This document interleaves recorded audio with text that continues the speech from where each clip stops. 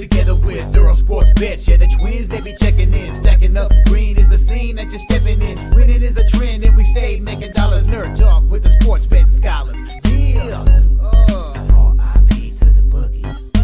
R.I.P. to the bookies. R.I.P. to the bookies. R.I.P. to the bookies.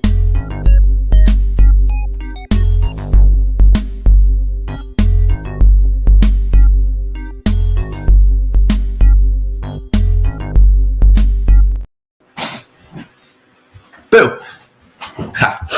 Hello guys, I'm Timothy Earle with Earle Sports Bets, and welcome back to another Earle Sports Bets show. Nick will be joining us in a little bit. He texted me saying, in quotes, "I'm still in class and want to smash my head against the wall." So no Nick just yet. The microphone's not going to be set up all the way then. I'm going to set it up right here, and that should work.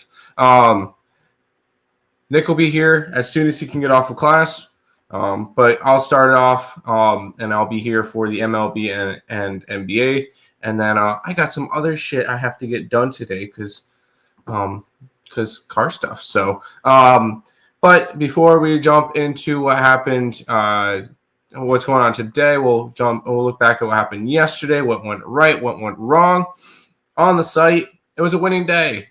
We put up 7 plays. We went 4-3. Loser on the Nationals. We took a plus money shot, plus 184. It happens.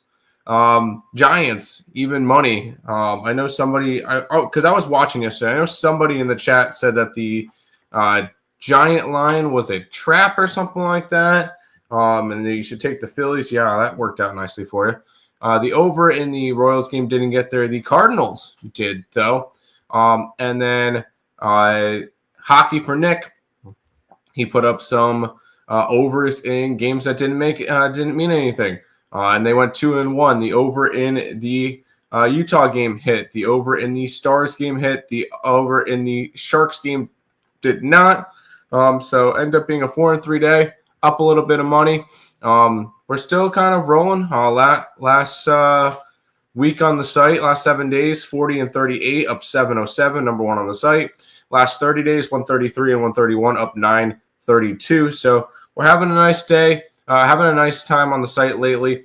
So if you guys are interested in that stuff, it's all up there. And we're 542 and 538 for the year, up 5.56 units. So looking to keep it rolling.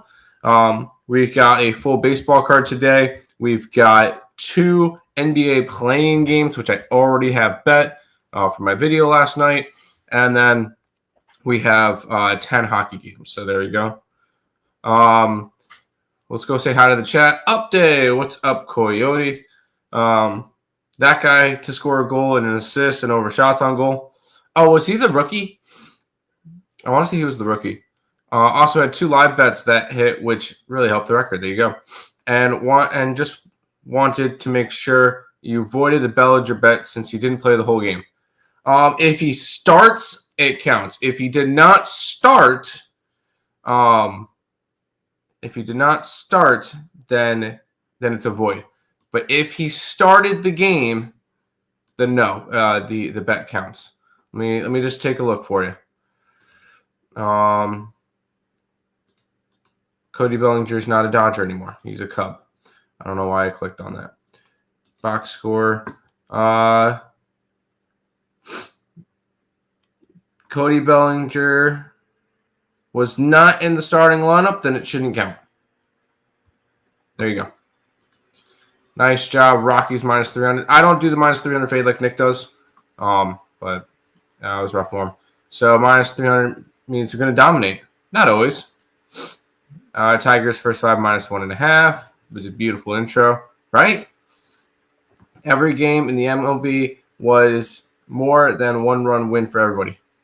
MLB is a trap. MLB is not a trap. Finally out of class. Gotta walk to my car, then walk home. I mean, you should probably drive home. Up there it is. Okay. Dallas Stars won't care about losing. They probably won't. Start with NBA, then MLB. Fair enough. I was about to say, walk to my car, then walk home. Yeah, that sounds counterproductive. But no, we got what you mean. All right, then. Nick says to start with the NBA, which I did do a free pick video for both these games combined last night. But we will start them up, and we'll start with the Eastern Conference game. The Atlanta Hawks are going to take on the Orlando Magic. The Magic are 5.5-point favorites. 218.5 is the total in this one. I'm going to quickly look back. When I did the video last night, wow, okay, the total was 216.5 last night. So the total has gone up 2 points, and I'm starting to see some 219s as well. So the total does seem like it's going up at the moment. So maybe I'll look towards that. The spread hasn't moved, although I've been seeing some 5s and 5.5s. But I looked at this one. You get the Hawks that are 40-42. You got the Magic that are 41-41, which is a big difference. It's kind of crazy to see the difference in the 7/8 for each side. 7/8 for the Eastern Conference are 2 games under at even 500. Yeah, the 7/8 for the Western Conference are 14 and 15 games over 500. Right? Wow, Memphis didn't play a complete schedule. Did Memphis? What's going on here? Did I miss something? No, they both have the same record. I don't know why coverage is kind of making me look all weird. Both of them finished with the same record. Both of them finishing 14 games over 500. So that's kind of funny to see the difference in the Eastern and Western Conference. But back to this game. I think this game's going to be close. I'll be honest. I don't see this game being a blowout. I took Atlanta plus 5.5. I think Atlanta has a shot to win outright. The winner of this game will get to go up against the Boston Celtics. The loser will have to play either the Bulls or the Heat for an opportunity to play against the Cavaliers. So that sounds like fun. But no, this one is a grabbing the Atlanta Hawks to start off. I think I'm going to try to bet every single NBA playoff game. And the way that's going to go is, and you're going to notice, say once a 7-game series come along, I'm going to have a team that I like in that series. I'm going to take them every game. So the way I see it, if I like a team to win a series, I think they're going to win and cover each game. So I'm going to look towards doing that. But we're going to start it off in the play-ins with the Atlanta Hawks plus 5.5. Tim, do you have the link to the contest? Nick has to make it still. Nick has to make it. So there you go. Your league is playing bad when you have to have playing games for the playoffs. It's embarrassing. I don't like it. I already told you I don't like the playing games. I think the playing games are the stupidest shit ever. So you already know my feelings on the playing games. I think they're dumb. Horrible idea. Because it's just going to allow mediocre to the playoffs. I have to make the MLB contest page. There you go. Orlando Magic. Oh. Okay. Supness, Golden State, and the Magic. I am on Hawks. And now we'll talk about the other one, which is the Memphis Grizzlies and the Golden State Warriors. The Warriors are a 7-point favorite in this one with a total of 228. Let's see. When I did this video last night, the Warriors were actually a 7.5, and there was a 229.5. So total is going down. The spread, the thing is, I've seen 7s and 7.5s throughout this entire process. So I'm not overly concerned about that. This is a Memphis. Both teams coming into this one 48-34, so dead on. I believe, the Warriors had the tiebreaker over the Grizzlies. I think due to head-on-head record.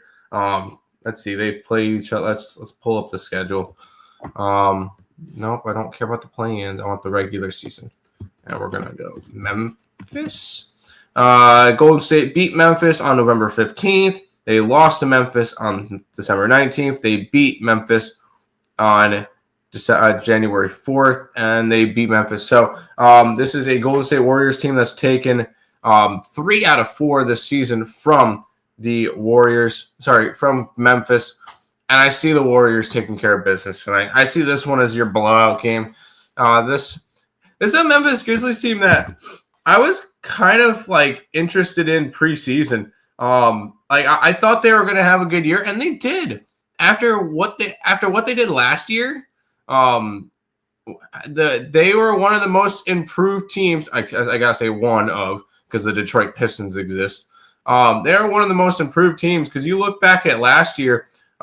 This is a Memphis Grizzlies team that finished 27-55 last year, and wasn't even close to a play-in spot. This is definitely a well-improved Memphis Grizzlies team. I think they have a shot to beat whoever they have to play in the for the 8th seed. But I don't see them going into Golden State and winning. As much as I would love to see that, because I want to see Golden State get the 8th seed and have that one be a crazy good series between them and the Thunder. But I think the Golden State Warriors win this one by 2 out of 3. By double digits. 2 out of 2 hitting red light so far. 3 out of 3. Woo! Good work, Nick.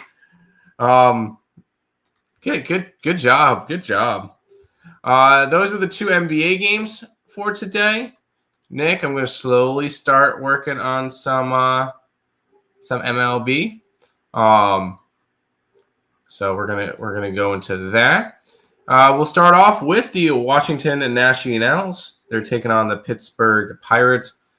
Pittsburgh's a 135 favorite with a total of 8.5. The Pittsburgh Pirates coming into this one with Mitch Keller going for them. Jake Irving on the opposite side for the Nationals. Keller this year has pitched 3 times. He is 1-1 with a 4.24 ERA, 17 innings pitched, 8 earned runs, 14 strikeouts. The Pirates are 2-1 in the games he starts. The one game that they did not win was a 9-4 loss to the Yankees, and that's his only bad start this season. He allowed 7 earned runs in that one. The other 2 against the Miami and St. Louis, which I think you could kind of put those 2 teams in similar buckets to the Nationals. He went a total of 13 1/3 innings, 1 earned run, 9 hits versus those 2 teams. So Mitch Keller has looked good so far this year. On the opposite side, you got Jake Irving, who has pitched 3 times as well. He's 0-0 with a 5.63 ERA, 16 innings pitched, 10 earned runs, 18 hits, 12 strikeouts. He has pitched against 3 solid offenses, though, in Philly, in Arizona, and in the Dodgers. And the Nationals are 0-3 so far in his starts. Granted, once again, he's gone up against Philly, Arizona, and the Dodgers. Those are not easy games. I look at this one. I kind of like Jake Irving and the Washington Nationals here. Nationals are 6-10. Pirates are 6-11. I was on the Nationals yesterday. It didn't work out. I'm still high on this Nationals team. That, and I could see this game going under the total. I could see this game being a good pitching matchup because I do like Mitch Keller and I do like Jake Irving, even though Jake Irving, actually 10 earned runs against these 3 teams is not horrible. And the last 2 games, he got hit for 4-4 against LA and Arizona. I think he can have a good game against Pittsburgh. I think Mitch Keller can have a good game against Washington. You know what? I'm going to start off my card with the under 8.5 here between these 2 sides. So under in this one. I'm going to try Cats game winner in the Pistons series plus 8,000. Cat game winner. I'm going to take the Pistons in that series. I'll be completely honest with you guys. I'm taking the Pistons. Over. Nats team total over. I don't like that. I don't I just don't like that spot for the Pirates. I do like the Nationals here. Trade Ja. I could definitely see them trading Ja. That, or they're going to extend him and he's going to be the face of the franchise for a while. I feel like the latter is probably the better option. The over 228.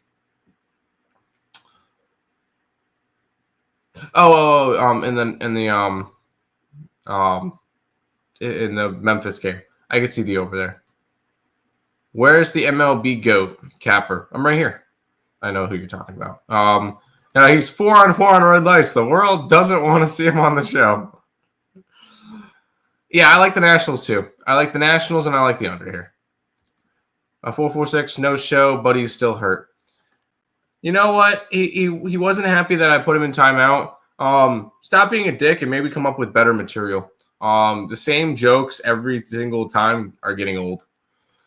It's a thing on FanDuel where you can take game winners on a series on a player.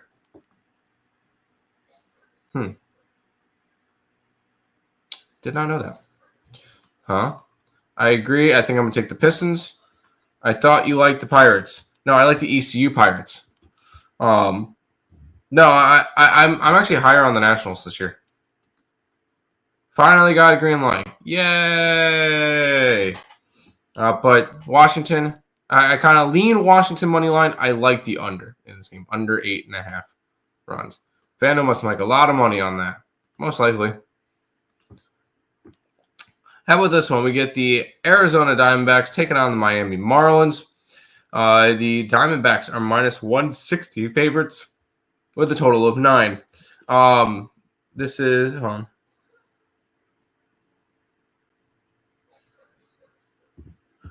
Anyways, sorry, I'm getting stuff with my car. You got Merrill Kelly taking on, I believe it's Connor Gillespie.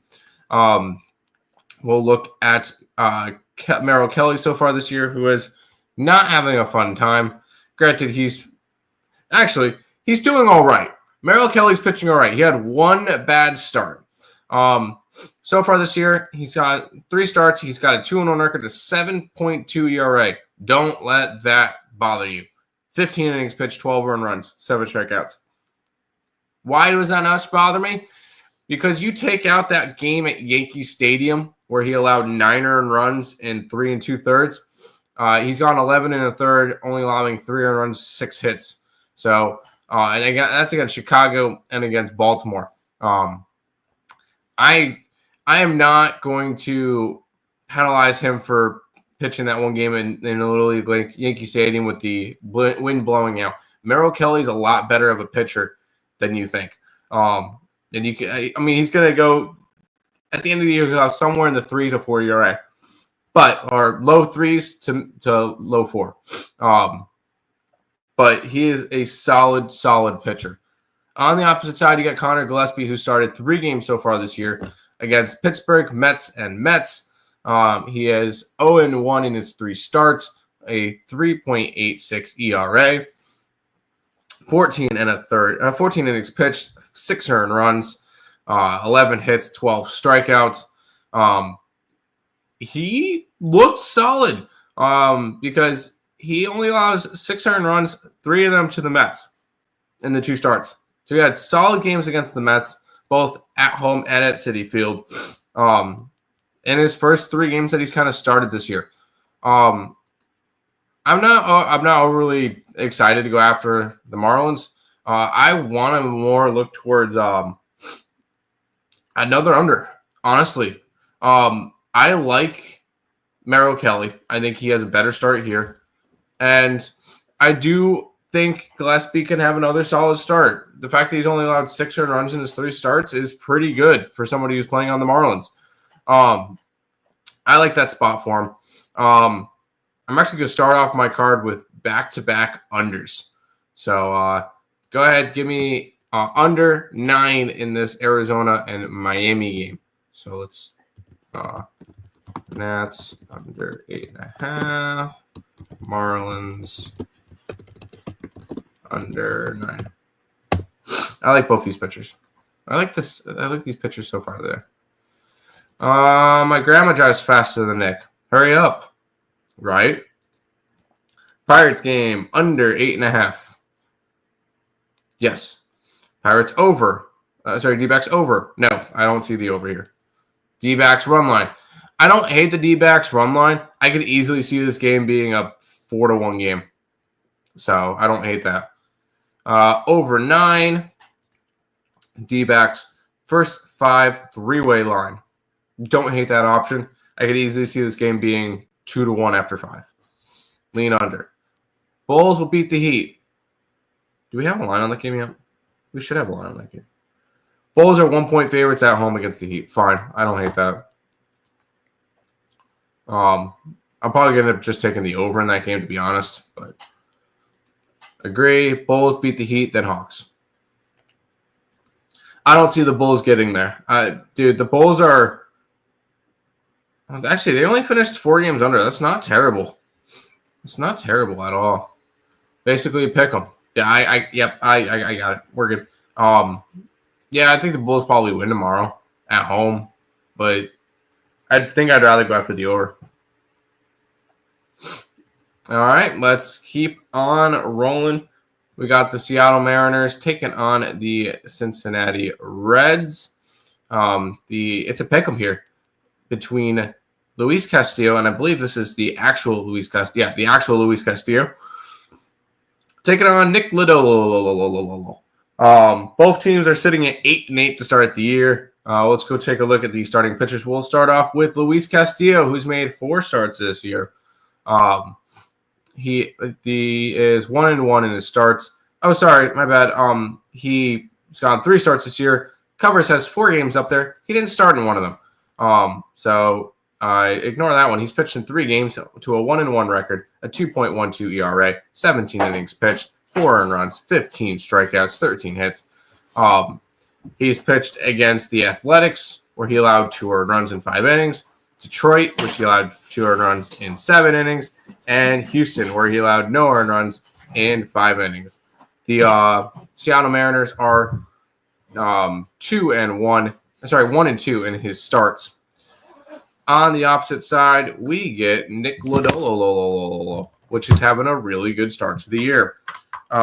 He's pitched 3 times to a 2-1 record. One of them's not his fault.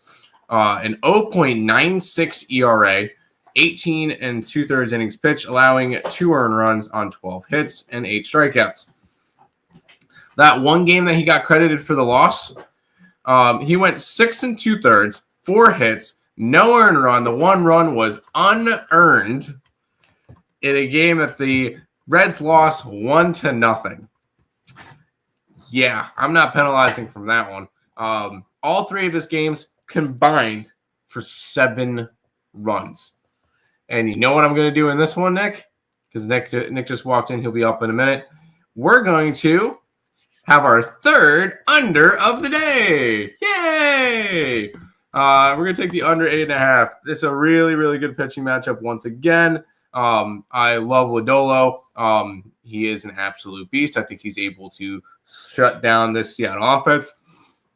I think Luis Castillo can do the same.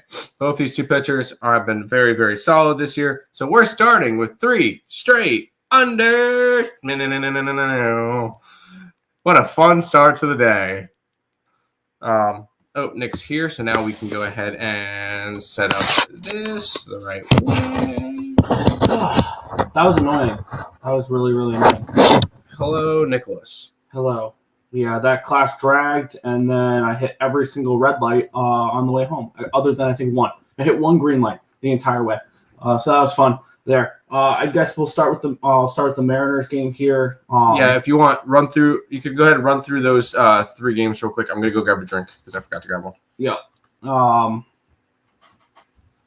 cool. My computer's immediately buffering. That's fun. The mic's still through my. I know. Well, let's get into it here. Looking at the line history in the spot, line opened up -109 for the Reds. It's now -105. Line opened up at an 8, now an 8.5, and it's actually, we might be seeing some 9 soon. So we've had a pretty big move towards this over, suggesting that both these pitchers could be a little bit vulnerable in this game here. Taking a look at the cash flow in this one, let me move over to, we do have today's games up already. Cool. Looking at the cash flow, 89% of tickets and 87% of cash on the over. The line's moving towards the over. All that seems to check out. And then we have 56% of the tickets and 82% of the cash on the Reds. Line's moving slightly towards the Reds, suggesting that that the vulnerable pitcher here is Luis Castillo in this spot here. I'm trying to get up everything here. I'm all discombobulated at the moment. But we have, let me hit refresh on the bullpens. There we go. Trying to get up my covers. Because I was trying to look at the pitching matchup here. Because immediately my interest goes towards the Reds here in this game. The Mariners are coming in off of a sweep in their last game against the in their last series against the Rangers. So they're coming and playing some pretty good baseball. Nick Lodolo has pitched really well so far. So is Luis Castillo. This makes me think that maybe we see a little bit of hitter-friendly weather in this one here. Also kind of interesting to see the Mariners this is only their fourth road game in this one for them this season. So that's kind of interesting to see there as well. Ultimately, probably not a game I'm getting involved with. How we are seeing some nines. The nines are just towards the under, towards the under. We have anywhere between, looks like first pitch will be about 53 degrees. It gets down to around 50 with about, at first pitch, 15-mile-an-hour winds. It does get down to 11.5 around 8 o'clock. Mile-an-hour winds blowing out towards left center. So does look like we have hitter-friendly weather here in this spot in this game. I lean over the total in this one here. I'll lean towards fading Tim in that spot. Not fading him, but like going against what he likes there. So small lean towards the over in this game. Probably not enough for me to pull the trigger on it. Maybe a small lean towards a Reds team total over as well. But this market kind of tells me that Luis Castillo is just a smidge vulnerable in this game. Heading back to the game before that, the Arizona Diamondbacks minus 160 on the road against the Marlins. Total of 9. Seeing a 9 in a Marlins game immediately caught my attention. I get it. It's Gillespie, who is not a pitcher I particularly trust. Another game that's moved towards the over. Line opened up at 8.5, minus 110, now 9. So if you like the 8.5, you love the 9. If you like the under. Line open up 160, it's down to 159, so a 1 cent line movement here towards the Marlins in this game. 96% of tickets, 98% of cash is on the over. The line's moving towards the over, so that all checks out. 79% of tickets, 86% of cash coming in on the Diamondbacks. If this line's moved towards the Marlins, which does pique my interest a little bit in Miami in this game. And for me, it would be Miami first 5 rather than full game because I do think the bullpen edge does go towards Arizona. This has been a Diamondbacks team I've been backing a little bit as of late. Diamondbacks coming in off of winning the last 2 games against the Brewers. I had the -1 in that Corbin Burns start. I had the money line in that last start with Zach Allen. Then we have Merrill Kelly, who's been okay so far this year. Gillespie is one of those pitchers that just throws a bunch of junk, but it sometimes works. Mm-hmm. Gillespie's looked good. I was talking over him. Yeah, he got hit up, I believe, a little. I believe he got hit up a little bit in that last Mets game. The Mets scored 10 runs in that game. It was probably against mostly their bullpen. Yeah, I'm about to say he went 4 innings, 2 earned runs, 3 hits. Yeah, he's looked great in his starts. He's only allowed 6 earned runs in 14 innings. Yeah, I'm kind of interested in maybe a Marlins first 5 or a Marlins team total could be an interesting look in this game. Whether or not I pull the trigger on it, I'm actually kind of thinking about it. Merrill Kelly, I think, might be a little bit overvalued because I feel like he's not the same pitcher that we saw a couple years ago, and he has kind of regressed a little bit. Merrill Kelly? Yeah. No, I don't think so. Yeah, I looked at his stats. He had 1 bad start. No, 9 earned runs against the Yankees in Little League Yankee Stadium. Where was the other 2 games? Were they at home or were they on the road? Both at home. One was against Chicago, who has a really good offense, and one's against Baltimore, who has a solid offense. And he allowed 3 earned runs on 6 hits in 11 and 1/3 innings on those games. Okay. So I like Merrill Kelly. Cool. I'm going to take the Marlins team total over 3.5 at minus 115. I'm not as much of a believer in Merrill Kelly. I believe if we go back and look, I think his velos tick down a little bit and things along those lines. That does make me a little bit worried about him. So for me, I know I just completely went against you there, but I'm going to be on the Marlins team total over 3.5 at minus 115 in this game. They are hitting a little bit as of late. They are not going to be hitting like this all year long, though. I promise you that. But they have been pretty good as of late. And then the previous game, I don't think this was a game I had circled at all. Mitch Hellenkeller, Jake Irvin, your pitching matchup here. taking a look at the line history in this game, where we have it opened up 126 for Pittsburgh. It's now 129. Line opened up in an 8. It's now an 8.5. Wow, we're having just a bunch of lines move towards the overs today, which is interesting. Another half-run line move up to the over. And I can understand it. I know you like Jake Irvin. I don't. My bet. I don't like the bullpen for the Nationals. I don't like the pitching for the Nationals one bit. I think this is a team that is going to be able to hit a little bit, but when it comes to pitching their way to wins, it's going to be it's going to be very difficult for this National team to win low-scoring games. It just is, which is why I took their team total over yesterday, the Nationals, because I didn't trust them pitching-wise, and I thought they could score 3 runs. They lose, 10-3? So they got it there. 76% of tickets, 93% of cash on the Pirates. Line's moving towards them. 95% tickets, 94% cash on the over. Line is moving towards the over. Not a game I'm getting involved with. It's a pass for me at the moment. So just out of the first 3 games, Marlins team total over for me. I got 3 unders to start the day. All right. Head over to the chat, and I'm going to set up. Did you read any chat at all or no? I did not. I'm going to set up the what do you call it, for the Google Forms for the baseball contest. Sounds good. Reds game under 8.5. Yes, I like the Reds game under 8.5. Reds first 5. You know I like Lodolo. Can we get a weather report? It gonna rain. There you go. Hi, Nikki Bunker. We talked about NBA. Nick, you're chilling. You didn't miss anything important. Yeah. I know the playoffs don't really start until Saturday. That's when all the real teams are playing. Reds team total over. No, I don't think so. Arizona T. No, I got ice drink. Starburst lemon. It's good. Recap MLB, and you voided my Cody Bellinger. Barrett. Hold on, right? Did he start the game? I don't think he started the game. If he did, I'll look. If he did not start the game, then I will void it. If he played and he got pulled in the 3rd inning or 4th inning or whatever it was, then it is a loss. I don't see Bellinger in the lineup at all. He didn't play at all, then it's a void. Yes, it's voided. And I do not have the MLB recap. It's been a hectic morning. This was one of those classes where I couldn't sit on my computer the entire time. It was annoying. So, quick, do spiders kill cockroaches? I have not a clue. How about Ivan Demidov? He had a nice game. Keep in mind, he is still a rookie, and he played the Blackhawks. So, do with that as you please. There you go. Give my guys more likes. You people suck. That, and when Nick makes after Nick puts in the link, join the contest, people. It's a free contest. I already sent out the T-shirt to the bracket challenge winner yesterday. So yay! So yeah, Addison has his T-shirt heading in the mail to him. There you go. Demikov over Mitch. I swear, you just want to make me say crazy names, don't you? Mishkov and Demidov. They're disagreeing a lot today. I like seeing two views. There you go. I killed the books yesterday in the MLB. I split even. I think it was 4-4 down 0.2. Yeah, we split even. But Lodolo money line. Someone lit a trash can on fire at the Twins home opener.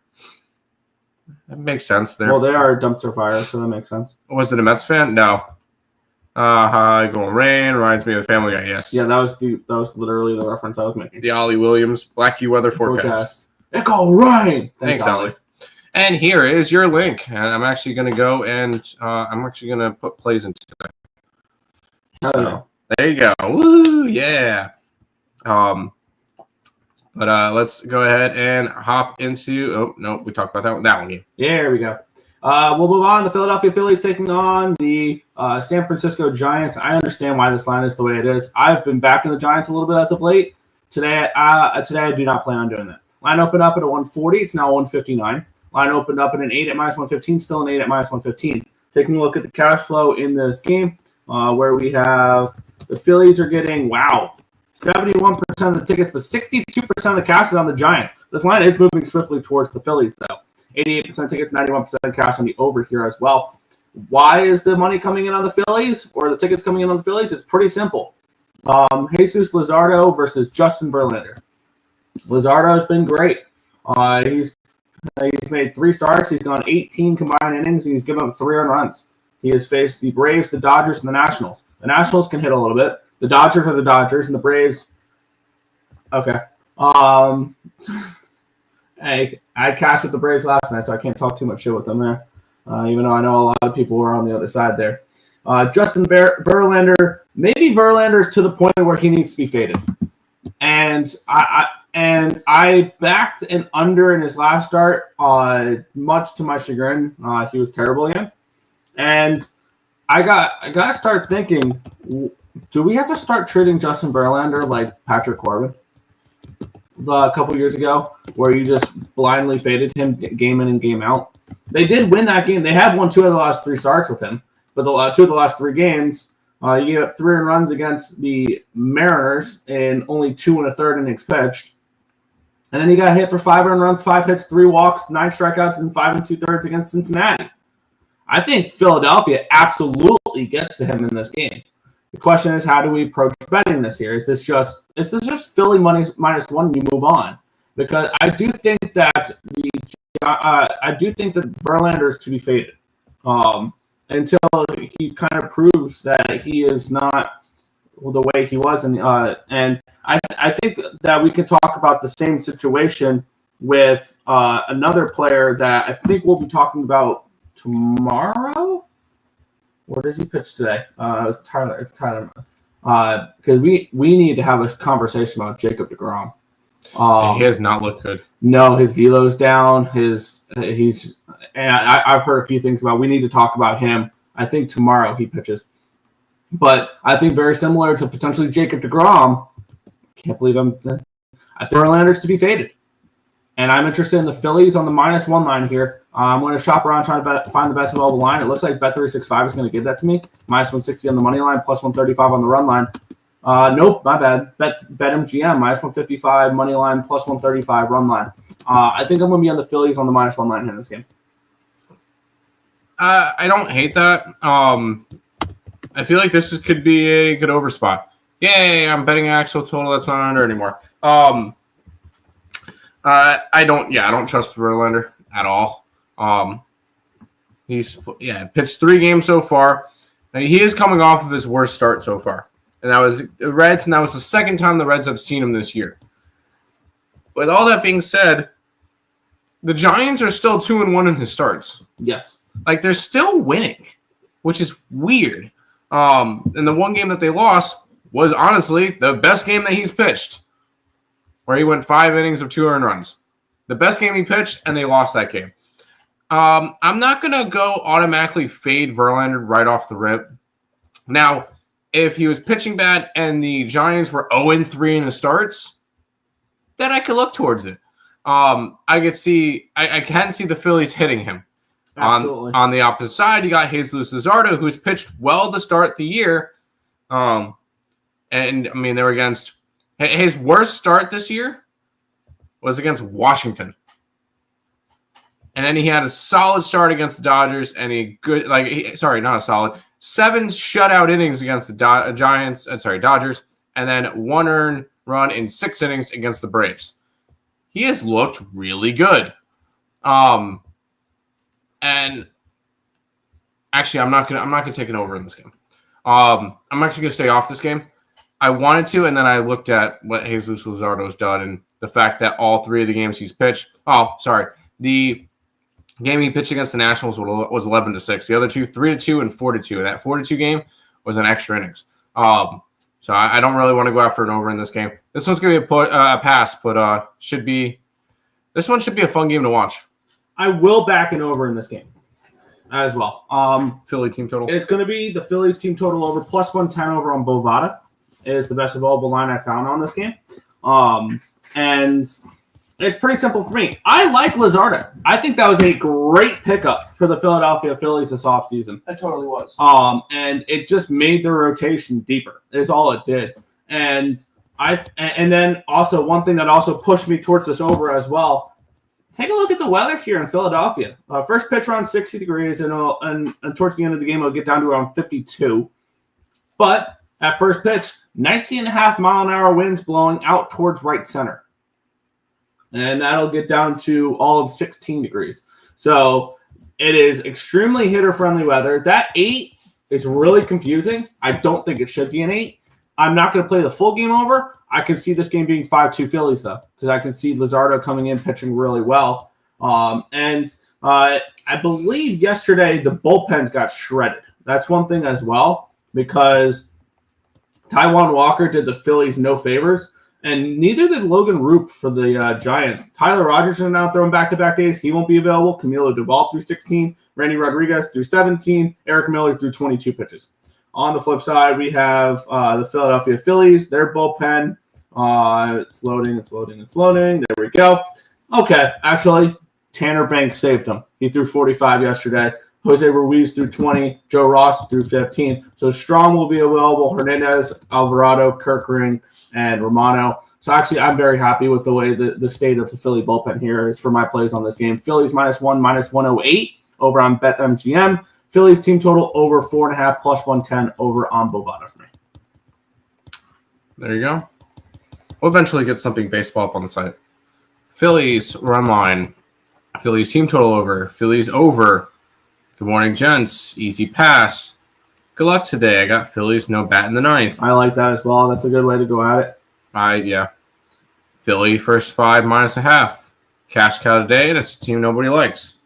Who's the cash cow today? There is a cash cow today. Oh, there is. Cool. Yes, it is. Phillies team total over might be a move. And I'll be on point today. Let's do it. Wonder who the... Oh, is it really? The cow is wearing pinstripes today. Oh, God, that's disgusting. All right, let's go to this one, Nick. Yeah, we have the Baltimore Orioles taking on the Cleveland Guardians. -150 for the Orioles, total of 8.5 in this game. That's a stunning line right there. Is it, though?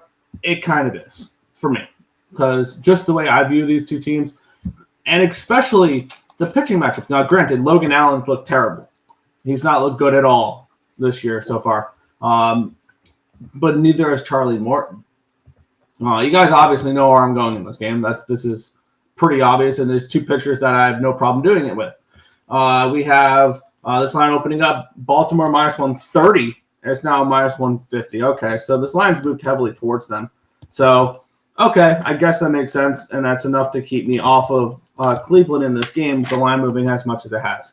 Line opened up at a 9.5 and -105. Got down to an 8.5, back up to a 9. So really no line movement here on the total. 99 in the over. 62 and 70 on the Orioles. So the line moving towards the Orioles makes sense. And for me in this one, I know I'm generally an under better in baseball, but I'm going to be on 3 different overs so far to start my card. With the Marlins team total, the Philly team total, and the first 5 over in this game as well. You guys know I am all for first 5 overs with Charlie Morton on the mound. I don't know. He's starting to remind me of Jamie Moyer a little bit. It's just that one pitcher you have to hit against because he is 827 years old and still pitching. He's given up at least 4 earned runs in all 3 starts. He gave up 4 earned runs in 3 1/3 against Toronto, 5 earned runs in 5 innings against the Red Sox, 4 earned runs against the Diamondbacks. Granted, those are 3 offenses that are hitting pretty well right now, but still you're giving up runs. And Logan Allen, he's actually, I don't know why I thought he looked that bad. Okay. It was the White Sox he faced in his last start, giving up no earned runs on 2 hits. He did give 1 earned run. It was 1 unearned run, 2 walks, 4 strikeouts, and 4 2/3. That was a 3-2 win over the Chicago White Sox in that matchup there. It's first 5 over for me. Pretty simple there. I saw an interesting stat, and I believe this was through 15 games. The Orioles are 6-9. They have no batters currently hitting over 300 right now, and they have no pitchers that are limiting their opponent batting average to under a 300 average. Something's wrong in Baltimore. So I have no interest in backing the Orioles at all, especially at this number. I will take the first 5 over in this game, and it is 4.5 -130 over on Bet365. I will take the little bit juice there. So if it's a 3-2 game, I will win instead of push. We're just going to take the over in general, especially with Mr. Morton on the mound. And this, trust me, this offense for Baltimore will wake up. I'm not concerned about that at all. But Morton just allows runs. 4, 5, and 4 in his start so far. And 2 out of his 3 starts have gone over the total. So there you go. On the opposite side, you got Allen, who's only pitched in 2 games so far. 1 bad game against a good team, 1 good game against a bad team. It's kind of tough to judge him at the moment. I'm just going to stick with the over. This Baltimore team will eventually wake up in terms of offense. And when they do, we'll be fully there taking a bunch of overs constantly, as we've been doing all season. And they, even though they're, where are they? They're 5-4 and 1 of the over their last 10. But I believe, they over in 2 out of 3 with Morton on the mound. I think Morton pitches to another over. So I got over 8.5 at -117. There you go. Yeah, I could see the full game over. The one thing that does give me pause, and I know it hasn't been as good as I projected it to be this year, but the bullpen, I think the bullpen is good for the Orioles, and we all know the Guardians bullpen. So that's why I feel like this is a spot that definitely at the first 5 over a full game, even though, yes, I know I only bet the first 5. I definitely think that's a significantly better play in this one compared to the full game, just personally. With the way these bullpens are. There you go. We'll go to the chat. Cleveland, the under. What is the link for the standings? Do you have a link for the standings for the contest? I do not have a link for the standings for the contest at the moment. I also haven't updated it for yesterday. So far, but I can. Here, I'll copy the thing here. Copy link for the standings. This is not including yesterday's plays. Disclaimer there. There you go. Cleveland team total over. The over 9. Carlos Santana over 1.5 bases plus 185 crushes against Morton. There you go. Maybe I might have to add Carlos Santana to my lay today. Baltimore can't score. They are having a tough time right now. And here's your standings. All right, Nick, I got to play in this one, and I have to go after it. Yeah, we have the Tampa Bay Rays and the Boston Red Sox. The Rays are -135 favorite, total of 9 in this game. It was a shit beaten yesterday by the Tampa Bay Rays. We have Ryan Pepiot taking on Walker Buehler. Line opened up at a 120. It's now 128 for the Rays. Line opened up at an 8.5 -115. It's now 9 at -103. Another spot where another game moving towards the over. So this tells me that we're getting some hitter-friendly weather today. With all these line moves towards the overs, it's keeping me off of unders. Which during the summer you'll see me bet less unders, and then as we get deeper into the season, definitely more unders. But there will be the occasional unders, but it'll be a lot of overs, I think, during the summer, especially when it warms up and we get more hitter-friendly weather. As it always is. Yes, that was the way last year went, and it was really strong. 98% tickets, 99% cash on the over, shocker. 72% tickets, 77% cash on the Rays. Walker Buehler has not looked particularly great with his new team. He did have a nice start in his last one, though. Went 6 1/3 innings, 1 earned run baseball, 4 hits, 1 walk, 7 strikeouts. Previous to that, though, he gave up 5 earned runs in 5 innings against the Cardinals and 4 earned runs on 4 1/3 innings against the Rangers. So Walker Buehler's not looked particularly great. And then on the flip side, Ryan Pepiot, I like Ryan Pepiot. I think that he has potential. I think there was a reason why the Rays wanted him in the Tyler Glasnow trade, and he's kind of proven it. Granted, he's only pitched 16 innings so far this year, only 6 earned runs, though. He gave up 3 earned runs on 6 hits, 3 walks, 5 strikeouts, and 5 innings pitched in his last game against the Angels. He's also faced the Pirates and the Rockies, so he's faced kind of weak lineups other than the Angels. And they've all been at home. Granted, here's another home start. Granted, the Rays are playing basically nothing but home games to start the year. That's something to keep in mind, is that this Rays team, they traded a lot of series during the summer with teams to play home games early in the season and play their road games towards the middle of the season when there's a lot of rain in Florida and they don't have the dome anymore. So that's something to keep in mind as well, because the Rays are 8-8 so far this season. They're 8-5 at home. They've played 3 road games all year long, and that was in Texas, and they got swept. For me, this Rays team, I don't think I know they just won 15-1 yesterday, and obviously that's an obvious Red Sox spot for us here. Doesn't all correlate for me though. Personally, I like Pepio more than I like Buehler, and the bullpen situation is probably massively in the Rays' favor as well. I have to take a look at it. I can only imagine. The Rays yesterday, Orzi threw 28, Biggie threw 39. Their bullpen had been used a little bit. Michael Fulmer took the hit yesterday. He threw 63. Bernardino came in for 19. Winkowski for 15. Weissert for 14.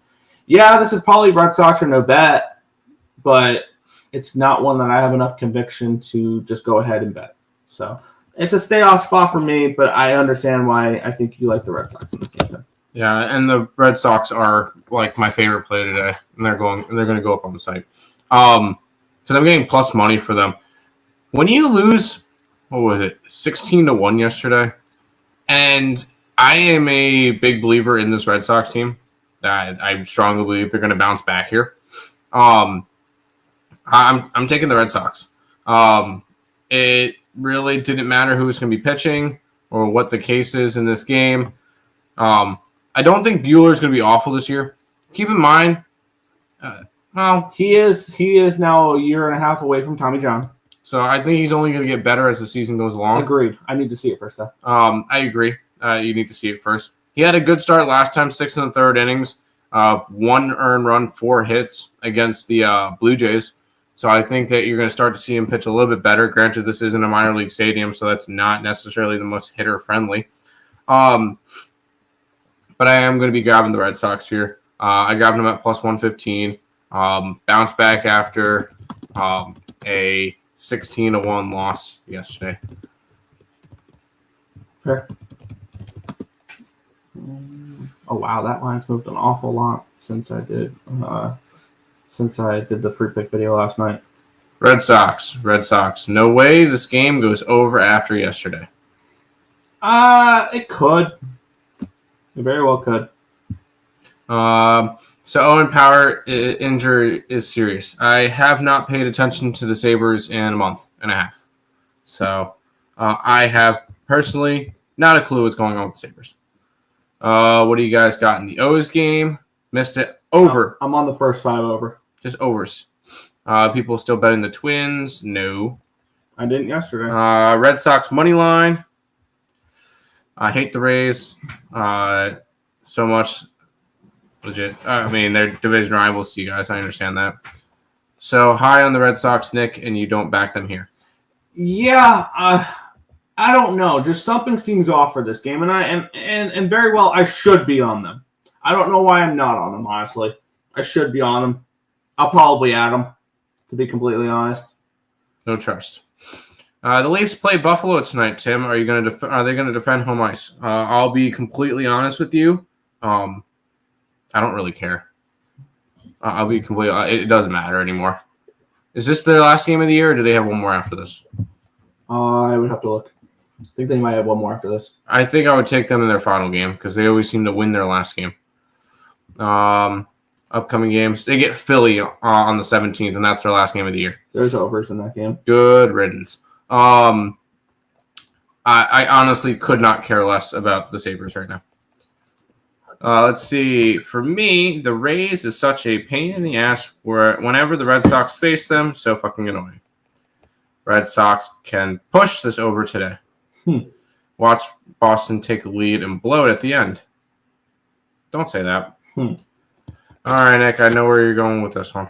Yeah, let's get into it here. We have the New York Yankees minus 200 favorites, total of 8.5 in this game. Let's take a look at the line history in this one here, where we have Max Fried versus Michael Waka. Line opened up 175. It's now minus 203. A big move towards the New York Yankees. Line opened up at an 8. It's now an 8.5, and it's juiced towards the over as well. Taking a look at the cash flow in this game here. We have 92% tickets, 86% of cash is on the Yankees. Line's moving towards the Yankees at 180 to 280. There you go. 96% tickets, 96% of cash on the over here as well.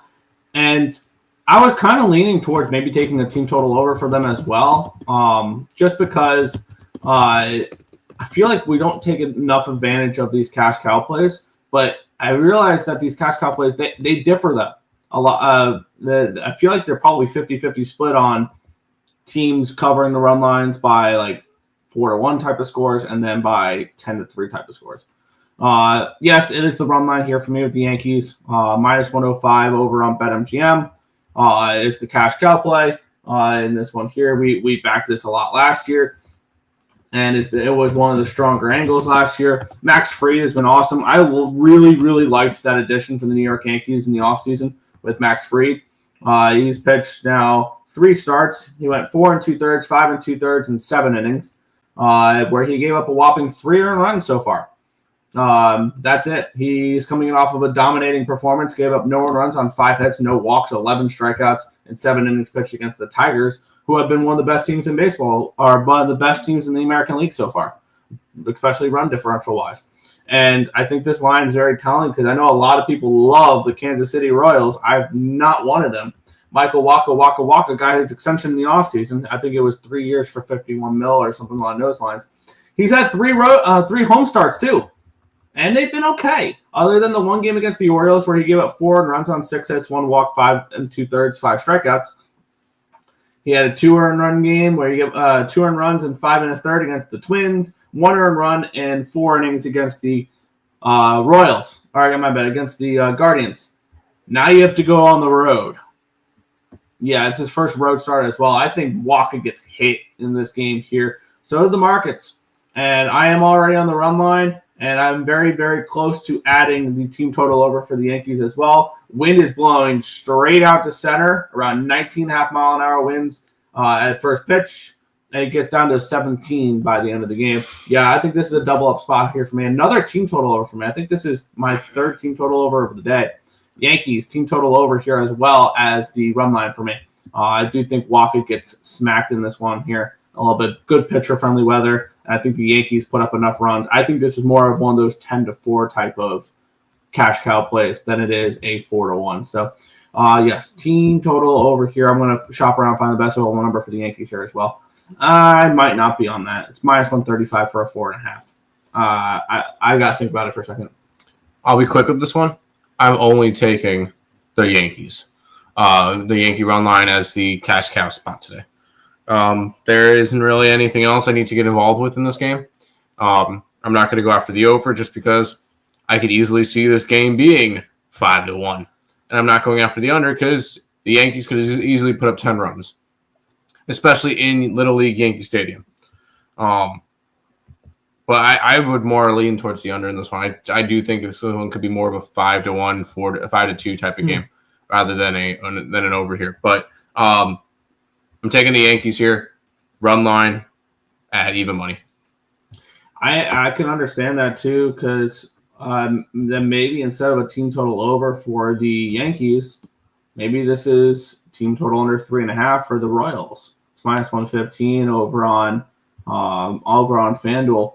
That'd be a lean for me. I think I'm just going to stick with the run line because minus 135 for a team total. I guess I lean that way. I wish I could have gotten minus 125 or minus 130 for it. Maybe I'm just bitching over a couple of cents and I should just pull the trigger. But I'm going to lay off the team total here and just go run line. There you go. Don't say that. Yankees cash cow. Yep. Goldie. Home run. Yes, I could see that. Yankees moo.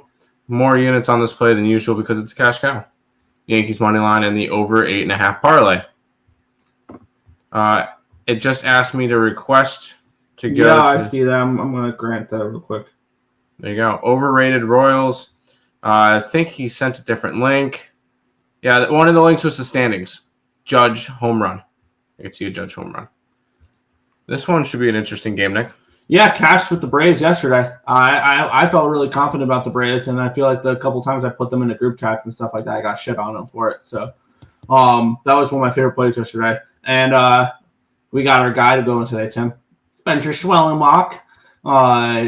It is a pick 'em in this game with a total of 7.5. Line opened up 115 for Atlanta. It's down to a 107. So we do have a move towards Kevin Gausman and the Toronto Blue Jays. Line opened up in an 8 minus 115. It's down to a 7.5. I feel like this is potentially my first under of the day. We have 97% tickets, 97% of cash on the over in this game. The line's dropping. And then 54% of tickets and 85% of cash on the Braves. Yet this line's moving towards the Blue Jays, which is interesting there. Tells me that Gausman pitches well, and if I think Schwellenbach can continue to twirl the pill pretty well, then I think we can rely on both these pitchers to give me an under. Spencer Schwellenbach has been as good as advertised this year. He's gone 6 innings, 8 innings, 6 innings, so 20 innings pitched so far this year. He's given up one earned run. And now his last game against the Philadelphia Phillies, 1 earned run on 7 hits, 1 walk, 5 strikeouts, and 6 innings pitched. Dominated against the Marlins in their first win of the year, and he dominated against a really good lineup in the San Diego Padres. And he is on the road in this game. They are in Toronto. I really like Schwellenbach. On the flip side, I kind of like Gausman. Gausman was one of those pitchers that was one of the reasons why I kind of liked the Blue Jays a little bit this year. I think he could be good enough to be a frontline guy for this Toronto Blue Jays team. And he so far has been. He gave up 3 earned runs against the Mets in 5 1/3. But that was his worst start.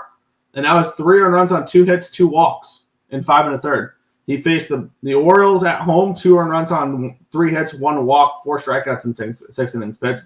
And he shut down the Boston Red Sox in that 2-1 win in 11 innings. No earned runs on 4 hits, no walks, 10 strikeouts in that game. Only the 1 unearned run. I think both these pitchers shove in this game, and I like this game under the total. I want to see if there's any 8 still available. I am fine with 7.5 as well. And I trust both these bullpens for a full game as well. I'm going to actually give me 2 seconds on that thought. Let me look at the bullpens. I'll let you break it down, and then I'll look at the bullpens, see if this is a first 5 or a full game. I just took the under in general. And I've been on a bunch of unders, but hey, remember when we did the NL East show, I mentioned Schwellenbach for Cy Young? Yeah.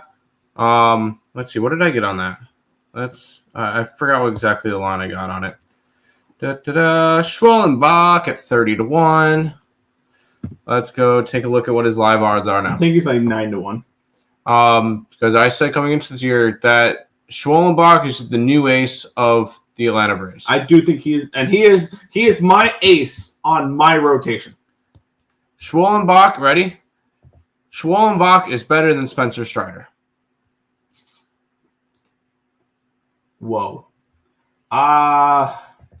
Schwellenbach is better than Spencer Strider. I will die on that hill. Schwellenbach is plus 550 now to win the Cy Young. You know, there's 2 players ahead of him for Cy Young. Paul Skeens and Zach Wheeler? Zach Wheeler's 8-1. He's 4th. Hunter Green. Hunter Green is 3-1. Fuck yeah. Holy shit. Hunter Green's been fantastic. I love my 2 Cy Young picks because my 1 Cy Young pick in the National League is Hunter Green. Yeah. I was unbelievably high on him this year. Let's see. I said Schwellenbach, and then we're going to ignore the fact that I mentioned King and Burns. King just threw a complete game shutout. You're fine there. Yeah, Burns is struggling a little bit. Burns is struggling a little bit. His velo's down from what I've seen. And then AL Cy Young, I did Crochet, and I did Kirby. I did Crochet. Kirby's been hurt, though. Yeah, Kirby's gotten hurt, so that's not really going to do anything. I'm doubling down on this game, by the way. I took the first 5 and the full game under. The bullpens look pretty fresh, ready to go. For the Braves, Aaron Bummer threw 26 yesterday. And that was it. And then on the flip side, for the Blue Jays, Jacob Barnes threw 18, Yariel Rodriguez threw 23. So Flaherty's probably available, Hoffman's available, Garcia's available, Sandlin's available, Green's available, Little's available. everybody's available there. So doubling down on unders here. I did this the last time Schwellenbach pitched. Cash them both. Do it here in this one. First 5, under 4, -110. Full game, under 7.5, -110 as well. Blue Jays, money line. I could see this being one of those 2-1 games and just the bullpen give up a run late. Braves, money line. Jays are gross. Pass. It's Jackie Robinson Day. That it is. So when you watch the game, everybody's going to be number 42. Aching? Rurching? Sure. We still got a bunch of MLB games left. Yep. We have the Oakland Athletics taking on, I love how you did that, the way I've been doing it all season long. Yeah, no, I noticed how you did it. Oh, okay, yeah, gotcha. Versus the Chicago White Sox. Can we call this the marquee matchup of the day? Totally. We have Jeffrey Springs versus Sean Burke. How about that? This is a baseball nerds game of the day with these two pitchers on the mound. Line opened up Oakland -142. It's now Oakland -150. Line opened up 7.5. It's now an 8. The 8 is juiced towards the under. Taking a look at the cash flow in this game here, we have 80% tickets and 83% of cash is on Oakland. The line's moving towards Oakland. 98% tickets and 98% cash on the over here as well. In this game, the line is moving towards the over. We have Jeffrey Springs taking on Sean Burke. Sean Burke had a really nice start to the year, and since then has kind of struggled a little bit. He had that 6 innings shutout game, 6 innings of shutout baseball on opening day. He's followed that up with 6 earned runs in 4 1/3 innings against the Twins and 3 earned runs in 3 innings against the Guardians. So he's not followed that up with any good performances. On the flip side, we have Jeffrey Springs, who I believe had a really nice outing in his last one there, if I remember right, against the Padres. No. 3 earned runs on 7 hits, 2 walks, 4 strikeouts, 6 innings. He was okay. It was the first start of the year where he went 6 innings against the Mariners, giving up no earned runs on 3 hits, 1 walk, and 9 strikeouts. That's a tough game a little bit here. The Athletics is -160 road favorites. Do not have my attention any stretch of the imagination. But do I want the White Sox in the spot? Not particularly. I like Sean Burke. Not enough for me to back him, though. So it's a small lean towards the first 5 for the White Sox. If I'm backing them, it's obviously first 5 rather than full game. But I think there's better games out there to bet-wise. I'm interested in watching this game a little bit. But I think these are 2 teams that could make us money this year, but not a game I'm getting involved with. Just for my win total sake, I'll root for the White Sox here. I will say I have to update my athletics project. I should update that after every series. That's what I'll do. I'll update it after every series. I have not updated it for the Mets series yet, but I'll probably update it completely after this White Sox series. And then going into the weekend, we'll know the exact numbers. But it's the same 4 plays every day. It's athletics money line. It's athletics team total over. It's Rooker bases and Lawrence Butler bases every single day, corner unit each. So everything adds up to 1 unit with that. So that's how I've been running my system. So that's what I'm going to be rolling with this. I'll get the exact odds for that in a minute, so that we can. Well, I'll get that ready to go. Sure. If you want to just jump back to the chat, I believe it's -150 for the A's money line, so it's going to be a little bit expensive on that one today, but so be it. Yeah. Going to the game. Hell yeah. Go Sox. Best game today. Sean Burke is great. White Sox game under 8. I could definitely see an under in this game. I wouldn't talk you off of it. Maybe a first 5 under. A's run line. A's smash. White Sox bullpen terrible. White Sox +1.5. I disagree, Drew. Hitting is the real issue in my opinion. Everything's the issue with the White Sox, but that's beyond the point. Pitching is why the Sox ain't winning. Yeah, they probably do give up too many runs. But we'll continue on here. The Detroit Tigers taking on the Milwaukee Brewers. The Tigers have the best run differential in the American League. Sheesh. Yep. And there are 3 teams, with a positive run differential in the American League. And one of them has a +1, Toronto Blue Jays. Nope. That's the Tampa Bay Rays. My bad. Tampa Bay Rays. Let's say Tampa Bay because of their big thing. You just mentioned Detroit. Rangers? Yankees? Yeah, okay. Yeah, they had the 20-9 game. I'm stupid. Yep. Let's take a look at the line history in this game here where we have, where is it? There's some early play. We have Jack Flaherty taking on Quinn Priester. Line opened up -120. It's down to a 106 for the Detroit Tigers. So we have a move towards Milwaukee. And the line opened up in an 8 at -105. It's down 8 at +102. So move towards the under here as well. We have this line, cash flow, 77% of tickets and 63% of cash is on the Tigers. The line's moving towards the Brewers. And then we have 98% of tickets, 98% of cash on the over. The line's moving towards the under. So kind of interested in maybe an under in this game. Jack Flaherty coming in off of a nice start against the Yankees. Got a no decision. No earned runs, though. 3 hits, 3 walks, 5 1/3 innings, 9 strikeouts. He pitched well against the White Sox as well. And he pitched well against the Dodgers. 2 earned runs against the Dodgers in 5 2/3. 1 earned run against the White Sox in 5 2/3. So he's looked good so far this year, Jack Flaherty. One thing I forgot to look at. Where were these games? The last 2 were at home. The first one was in Dodger Stadium. All right. Well, that's fair. And then on the flip side, Quinn Priester started the year with Worcester, with the Woo Sox, and was traded to the Milwaukee Brewers. They got, I believe the Red Sox got a complex player that has a decent upside and a comp pick in that trade and a player to be named later, something along those lines. Milwaukee gave up a decent amount to get Quinn Priester. In his first start with the Brewers, he went 5 innings, gave up 1 earned run on 6 hits, 2 walks, and 4 strikeouts, and 5 innings pitched.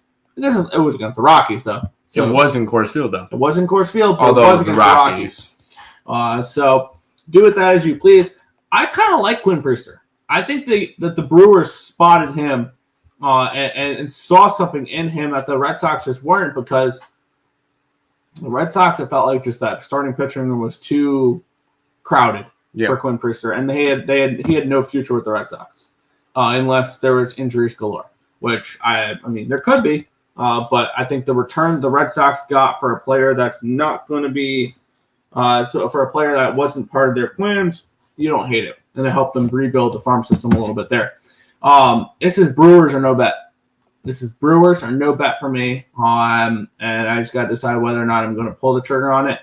Elvin Rodriguez threw 68 pitches yesterday. He saved the bullpen because nobody else threw. And then on the Tiger side, it was Kenta Maeda throwing 40 yesterday. Nobody else threw. So it was just a bunch of long relief pitchers yesterday for both these squads. It is Brewers or no bet. I think I'm going to go with the no bet side on this one here, but I'm only looking towards Milwaukee. I kind of was looking towards the under. I know, another under for me. But I really like Jack Flaherty. I think he's the ace of this team. He's allowed 3 earned runs so far in 16 2/3 innings pitched. Oh, he's also had to face the Dodgers and the Yankees. And he's only allowed 3 earned runs. He has been nothing but solid this year. And then Quinn Priester, I kind of agree with you. I think he's going to be solid.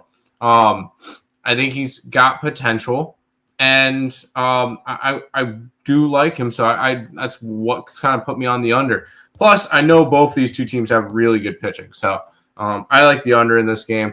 I took under 7.5 at -110. Yeah, I could definitely see an under in this game. Just not one I was gung-ho on getting involved with. Fair.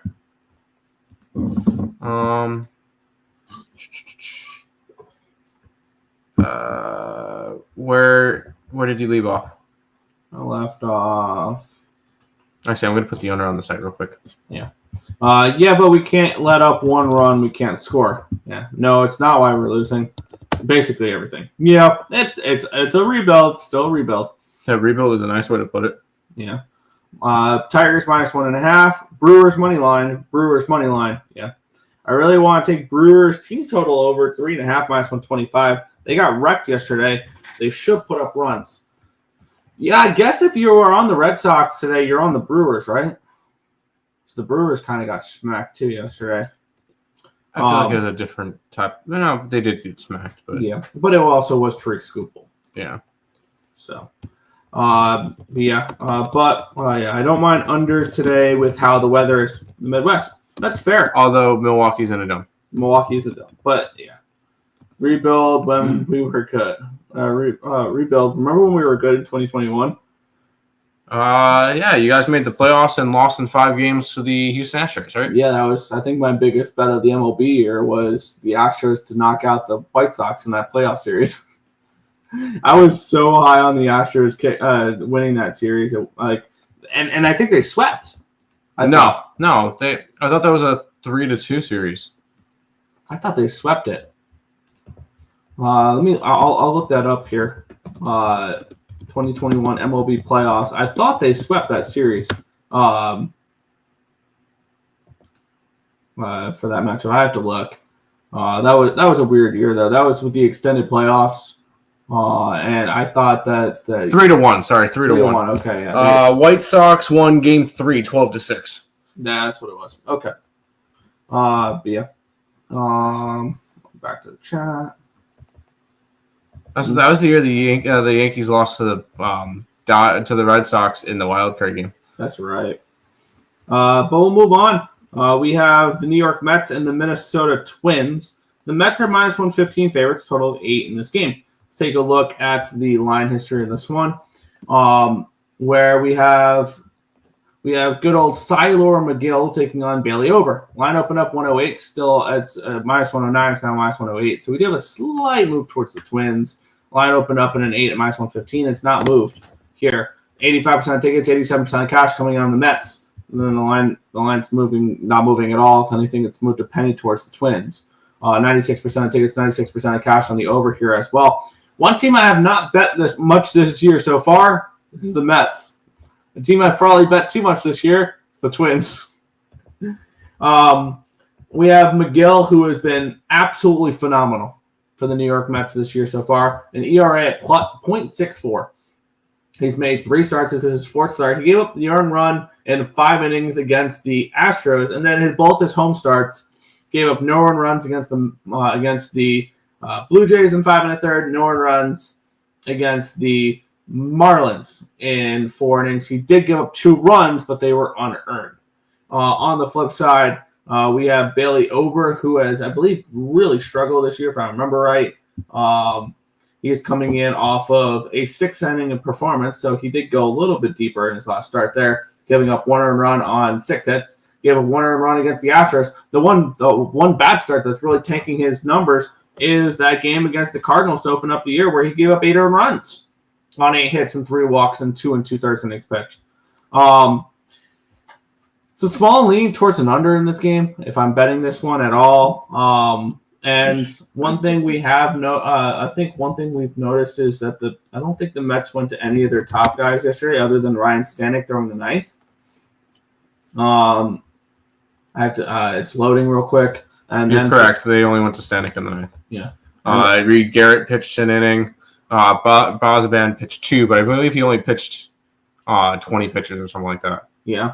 The Twins, they used Justin Tulpa, they used Jorge Alcala, and they used Cody Funderburk. Funderburk's a fun name. Yeah.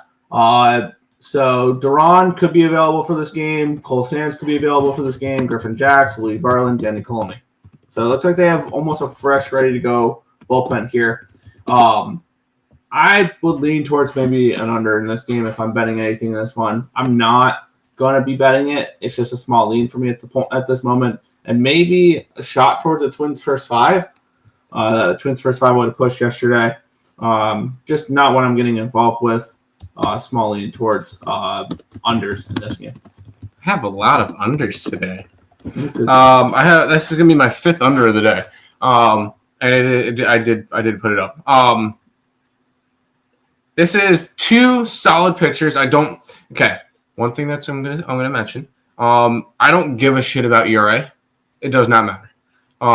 because especially this early in the season, it really does not matter. And the only reason why I say that is Barely Ober's got a 7.5 ERA. His last 2 starts, he's gone 10 innings, allowed 2 earned runs. Like, he has been really, really good his last 2 starts. He had that one bad start against the Cardinals, and that's it. And on the opposite side, you got Tyler McGill, who has been fantastic this year. He's allowed 1 earned run, and that was in his first game. Since then, he's gone 9 1/3 shutout innings, allowing 8 hits. Granted, last game they did lose that going 5-0. Because 2 of those runs, he did allow 2 runs, but they were not earned. This is an under spot for me. Good pitching plus cold weather, because they said it's supposed to top out around 45 to 50 degrees today. So cold weather, and we saw it yesterday, and 2 offenses that are not hitting all that well yet. I do expect both offenses to hit a lot better come the end of the year. I like the under in this game, under 8. Sure. I just saw something on Twitter, and I think I like a little bit of a bargain bin goal scorer prop in hockey today. Heard. Yeah, you guys got one. Polar Bear home run. I could see it. Now, look, yeah, dude, I remember that. You guys had such a good team that year. It's kind of crazy how quickly they fell off, because they went from first place to last place in a year. Tim Anderson used to be elite.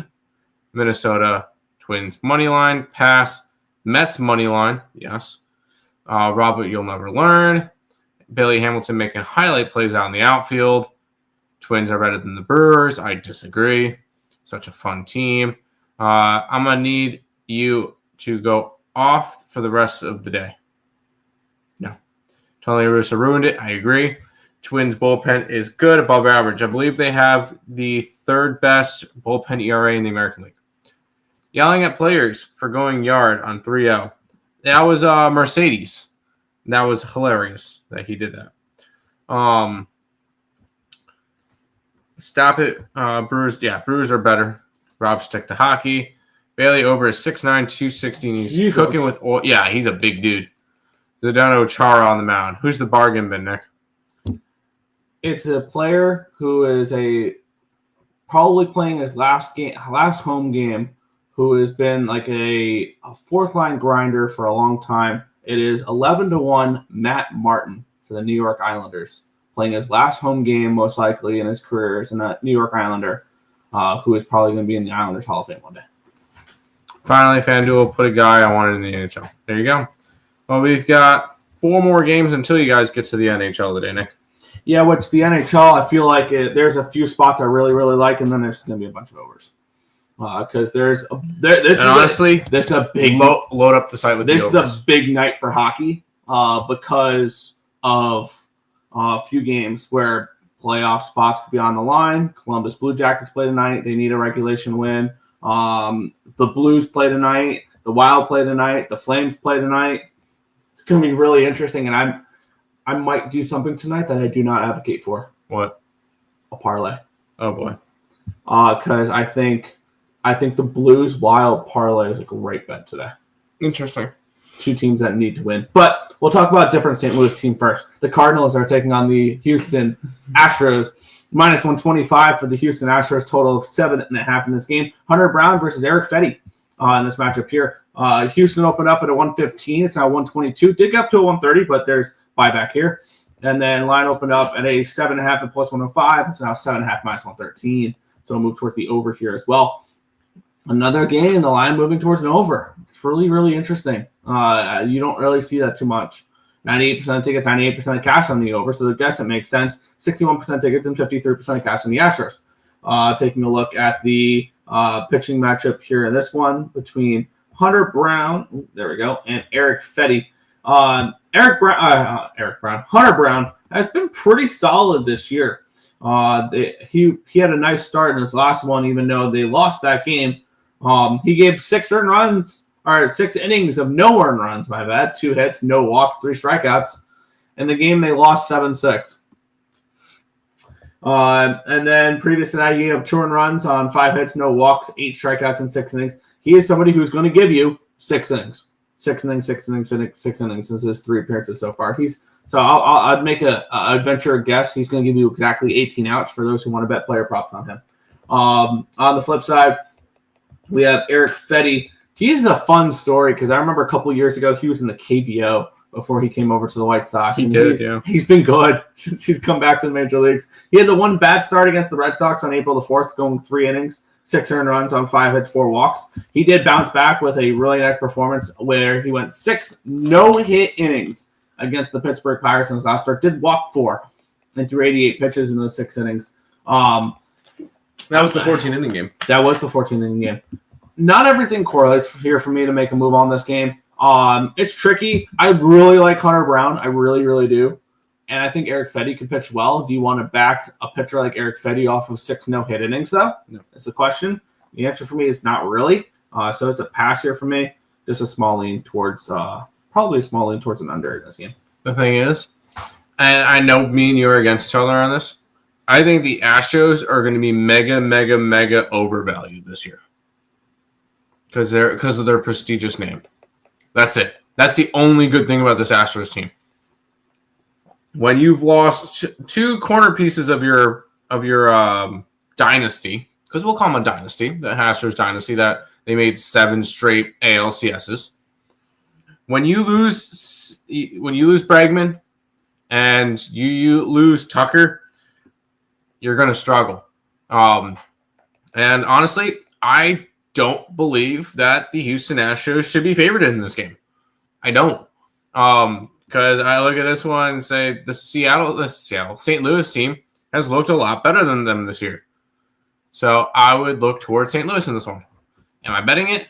No, I don't feel the need to. But I do kind of like the Cardinals in this game. Yeah, the Cardinals have been a team that I was not very high on heading into the year that I've actually backed a few times this year. So, NHL sleepy till playoffs. Yes. Yeah, I can definitely see that. Very crazy, and oh boy, Dodgers are minus 300 again. Yep, Nick's gonna have to. Yep.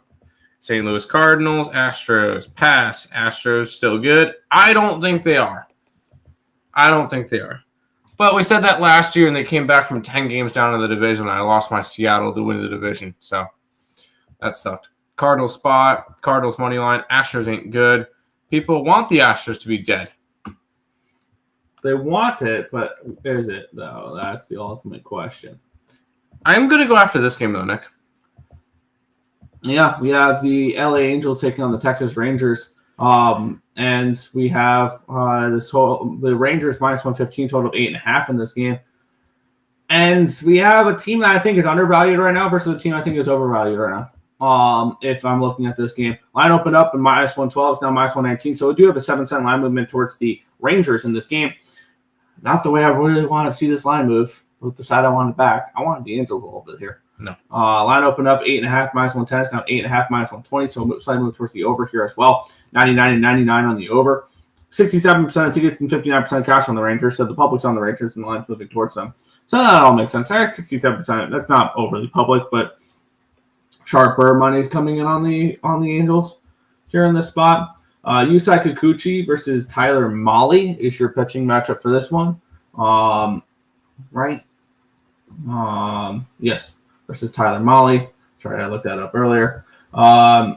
We have for Mahle, we have DeGrom coming tomorrow. Mahle's coming off of a great start in his last one there, where he went 7 innings, gave up 1 earned run on 2 hits, 1 walk, 4 strikeouts against the Chicago Cubs. They've won all 3 of his starts, the Rangers, so far. He gave up no earned runs on 1 hit, 2 walks, 5 strikeouts in 5 innings against the Rays. He only went an inning and 2/3 against the Red Sox. Only gave up 1 earned run, though. Walked 4 batters, gave up 2 hits, 3 strikeouts there. On the flip side, Yusei Kikuchi has been somebody who I think he struggled to start his season against the White Sox of all teams. And here's the thing, though. Kikuchi's pitched this is his 4th time. He's yet to throw at home yet this year. He's yet to make his home debut as an Angel. Something to keep in mind. He pitched at the White Sox, at the Cardinals, and at the Rays. He's given up at least 3 earned runs in all 3 starts, but he's gone 6 innings in all 3 starts, and they've lost all 3 of his starts. So overall, on a team perspective, I'd rather back the Angels than the Rangers. I think the Rangers are an overvalued team that is very boom bust. And a couple of the markers that I had put down for them that I need to see look good in order for them to boom have not looked particularly great. And this Angels team, I think, is just undervalued at the moment. It'd be Angels or no bet for me. I think this pitching matchup does not play into the Angels' hand, though. So another pass here for me with a small lean towards an Angels, but an Angels money line lean, but not one I'm going to get involved with. That's fine. I'm going to go and I took the Rangers. I think that I think you're going to see a drop off from the Angels. You say they're undervalued. I don't think they're quite valued the right way yet. I feel like if they were overvalued, they would be favorites here. Yeah. Because keep in mind, this is the Angels ace versus the Rangers 5. So the line makes sense. I took the Rangers here. I got their run line at 165. I think the Angels are a fun story to start the year. I think they're going to start to go downhill, and I do like Molly. Kikuchi is the only pitcher I really actually Soriano has looked good, right? I like Soriano. He's looked good, but I guess Kikuchi's the only guy you could really trust, but not today. Rangers run line for me. Are we sure that the Angels are going to fall off like that? I think they will. I just don't think their roster is good enough. That's fair. Plus, who have the Angels played so far this year? White Sox, the St. Louis Cardinals, who have been iffy, Cleveland, who's been bad, Tampa Bay, not bad, and then they lost a series to Houston, which I'm not high on Houston, so there you go. You're out. See you, Coyote. LA Angels. They ain't making the playoffs. I never said they would. If feel like you wanted the Cardinals, it was yesterday. We were on the Cardinals yesterday. We were on the Cardinals yesterday. That was a good play. LA Angels team total over. I'm going to the club on Tuesday. Hell yeah, first 5 under. I can see a first 5 under. I can. Got your girls in the club and she choosing. Okay, have fun. Halos line up better than the Rangers. I disagree with that wholeheartedly. I'm dancing in the club. Have fun. We got 2 games left, Nick, and a team that is 14-3 and 11-0 at home is a dog today. Yeah, the question is, does this game feel? Now, granted, I don't trust Vasquez the same way I trust like Sonny Gray, in the same way I trust. What was it the other day for the Mariners when we backed them against DeGrom? This has nothing to do with that. I don't. I think I know they're very different, but like that was my first thought process, was a home team against an ace with a low total. Granted, this is an 8 now, so actually not really. Line opened up at a 115 yesterday afternoon for the Cubs. It reopened up last night at 950 at minus 130, and it's now minus 155. A massive move towards the Cubs here. Line opened up 7.5 minus 105. It's now an 8. So we move towards the over here as well. And taking a look at the cash flow, where we have 55% tickets and 64% of cash on the Padres. This line's moved towards the Cubs. I think the Cubs are the right side in this game. Yeah. I think they absolutely are. The question is, do we want to lay this type of number on the road with them? 94% tickets and 94% of cash is on the over here as well. We have Shota Imanaga taking on Randy Vasquez. Randy Vasquez is somebody that I'm shocked has put up these type of numbers so far. And his last start in Oakland, he pitched well. Or in Sacramento, playing Oakland. 1 earned run on 1 hit, 3 walks, 1 strikeout, 5 innings in that 2-1 win over the Athletics in that game. We know how difficult that ballpark in Sacramento is to pitch at. He faced the Chicago Cubs team, though, just 11 days ago. He gave up 2 earned runs on 2 hits, 5 walks, 4 and 2/3. He pitched okay. against the Cubs, but they just saw him. On the flip side, is it the same case for Shota Imanaga? As well is one thing I need to. No, he did. Okay, he did pitch. He did face him, and he shut him down for 7 1/3 innings pitched. No, 1 earned run, 4 hits, no walks, 4 strikeouts, and 7 1/3. Since then, he did face the Texas Rangers. Got hit 5 earned runs on 7 hits, 1 walk, 4 strikeouts, and 5 innings against the Rangers there. And the more and more I look at this game, with these two teams just playing each other, I am less interested in backing Imanaga in this game. I do want to fade Vasquez, though. Vasquez pitched good against him. I mean, so did, who do you call it? Imanaga was awesome against him there. And with the way this game is, the way that everything's kind of correlating here for me in this game, I think a better play in this game, because I want to take a look real quick. This is the best available line here would be minus 155 and plus 110 for minus 121 on the -1 line. Or if you think they cover the -1 line, I think they score 5 runs to do so. And you can get that -105 over on DraftKings or BetMGM. I'm actually going to go over to BetMGM. Oh wow, nope. Even money over on Fanatics. I'm going to go ahead and bet that I'm on Fanatics here real quick. I'm going to take another team total over here in this spot. It's 4.5 of the Cubs. I want to back the Cubs. I don't want to back them to win the game, though, because this is still a Padres team that has 11-0 at home. And I think that this is a good value, though, to fade Vasquez is the team total over with the Chicago Cubs. So that's where we're going to go in this game. Chicago team total over 4.5, even money for me. Well, you got the team total over. I'm still putting up the run line on the site. This is one of those spots where you get a team that's 14-3 and 11-0 at home, and they're a dog. I like the Cubs this year, though. Nick, you know I'm high on the Cubs this year. And they're off to an 11-8 start, so they look good. And when it comes to it, didn't they just? Yeah, I mean they just lost yesterday, but I think this could be a good bounce back spot. I really do like Shota Imanaga. I think Shota is a really solid pitcher. He had a really good year last year. I think he can continue to do a lot for this Cubs team.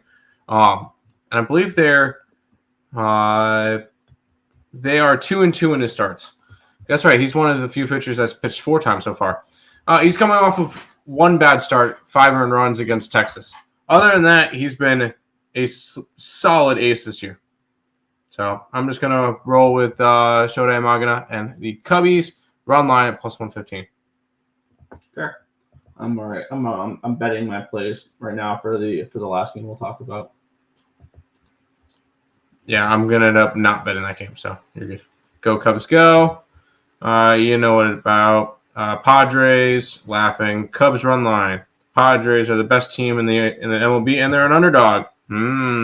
Interesting. Cubs team total under 4.5. Feel like it's going to be a low-scoring game. I'm on the opposite side there. Disagree. Morning, gentlemen. Who's ready to sweat tonight? Probably betting first period over for Philly, Minnesota, Ottawa, and Buffalo games. If a game means nothing, I'm on the first 5 over. Hello. Well, there you go. My TNT Taste Thompson anytime goal. Roll with it. All right, Nick. Final game here. Yep. And yes, it's not off to a good start. I'm well aware of that. I've been reminded a few times already it's not off to a good start. And I'm back on it today, because I do not care. Let's get into it. The Los Angeles Dodgers are taking on the Colorado Rockies, minus 315 for the Dodgers, total of 8.5 in this game. Taking a look at the line history in this one here, where on BetOnline it's dropped below it, but everywhere else it's still 3-1. So that's where I'll go. Line open up 305. It's down to a 295 on BetOnline. But you look around all across the other books. Let me grab that real quick, which is why I still bet it. They are still minus 300 on basically every book. They are minus 310 on Bovada, 315 on Bet365, 319 on Caesars, 325 on DraftKings, 310 on ESPN Bet, 300 on Fanatics, 300 on FanDuel, 300 on BetMGM. Still minus 300 fade here in effect for this game here. Landon Knack. Are you kidding me? Landon Knack's laying minus 300. Now, granted, on the other side, Ryan Feltner, he's been pretty good this year. He's had 2 home starts, and he's faced his 3 places he's pitched so far: Coors Field, Tampa Bay, minor league stadium. What he's done: 2 earned runs in that minor league stadium in Tampa Bay against the Rays. 2 earned runs against the Athletics in Coors. 1 earned run against the Brewers in Coors. Feltner has been awesome this year, and I think Landon Knack's vulnerable. And I know we keep talking about this vaunted Dodgers team, then a couple of injuries to their pitchers, and now all of a sudden we are seeing Landon Knack and I'm trying to remember the other pitcher getting starts right now for the Dodgers. It's Landon Knack, and it was Robleski has gotten 1 start. Yeah. Knack has pitched 2 and 2 third innings this year. He pitched in the Tokyo series. Then he went down and pitched for the Oklahoma City Comets. And then he came back up, faced the Washington Nationals, got it around 5 earned runs on 4 hits, 4 walks, 2 strikeouts, and 2 1/3 innings pitched. I am no problem with the minus 300 fade here with Landon Knack on the mound. No problem whatsoever. I'm on the Rockies at first 5 plus 210. The Rockies full game plus 260. Going back to the minus 300 fade because, damn it, it's going to be profitable this year. Is it going to lead to probably way too many bets on the Colorado Rockies? Yeah. But with that being said, I'm back on it here. Give me some Rocktober, baby. Plus 210 first 5, plus 260 full game. 18 games so far for the 3rd place Dodgers, and they've had 7 different starting pitchers. Yeah. And I think it's only going to grow from there. I'm not touching this game. I would love to see the Colorado Rockies win. I'm not going to do the 300 trade like you will. That's just not my style. I'm not doing it with you. But yeah, no. By the way, this is definitely not for the week. This is definitely not for the week. Yeah, but I'm not. I'm going to leave this one off my card for the day. Fair. We'll go back to the chat, and then I'll let you do hockey because I got to get some stuff done for my card today. Because most likely that's not going to be cheap. Blue and gold 2-teamer for the payday. St. Louis and the Buffalo. Rockies team total over. Parlay. Rockies money line. More units than usual because minus 300 fade didn't work yesterday. Don't do that. No, that's not a good idea. Nope. 1 unit on the first 5, 1 unit on the full game. That's all you got to do. Of course, I sucks. Dodgers taking the Rockies to Pound Town and there. We on the same shiz. Is Lindy Ruff last game coaching the Sabres, hopefully? That'd be nice. I would love to see the Rockies win. The real question is quack tonight. What's the Dodgers minus 500? Sure. Is that the one girl still coaching in the NHL's team? I think so. Yeah.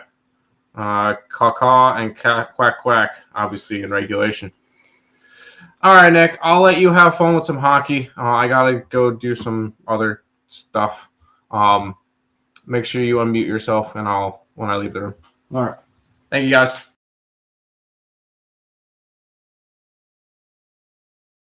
Right as you leave. There we go. We get some buffering. Cool. Let's get into the NHL. We get a decent card for today, as I believe the regular season is just a couple days away from ending. We'll get it started. The Boston Bruins taking on the New Jersey Devils, and spoiler, we're going to be on a lot of hockey today because towards the end of the year, not many people want to bet it. Well, guess what? This is the best time of year to bet hockey. Is the beautiful thing. We know who cares. We know who doesn't care. Pretty plain simple. The Devils won total 5 in this game. And let's get it started. Locked into their seed. They are the 3 seed. They'll play Carolina in the first round. There's no doubt behind that. And the Boston Bruins, if anything, they're playing for a better draft pick, which they've done that really well towards the end of the year here, where they are going to most likely finish last in the Atlantic Division. Could this be a game we see Boston step up, though, and in their last game at home this year, play well?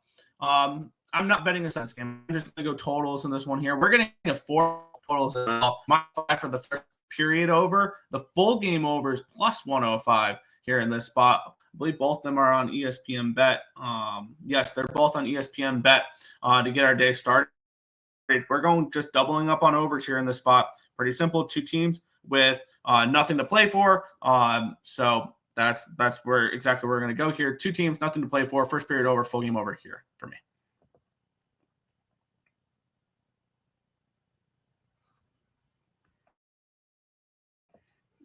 Let's see. There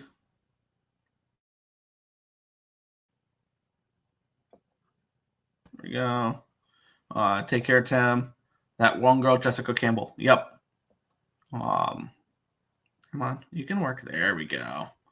Hasta luego, Tim. She's all right. Let's go. Devils money line and Flames money line. Devils and reg. Flames and reg. All right. Also lagging. I know.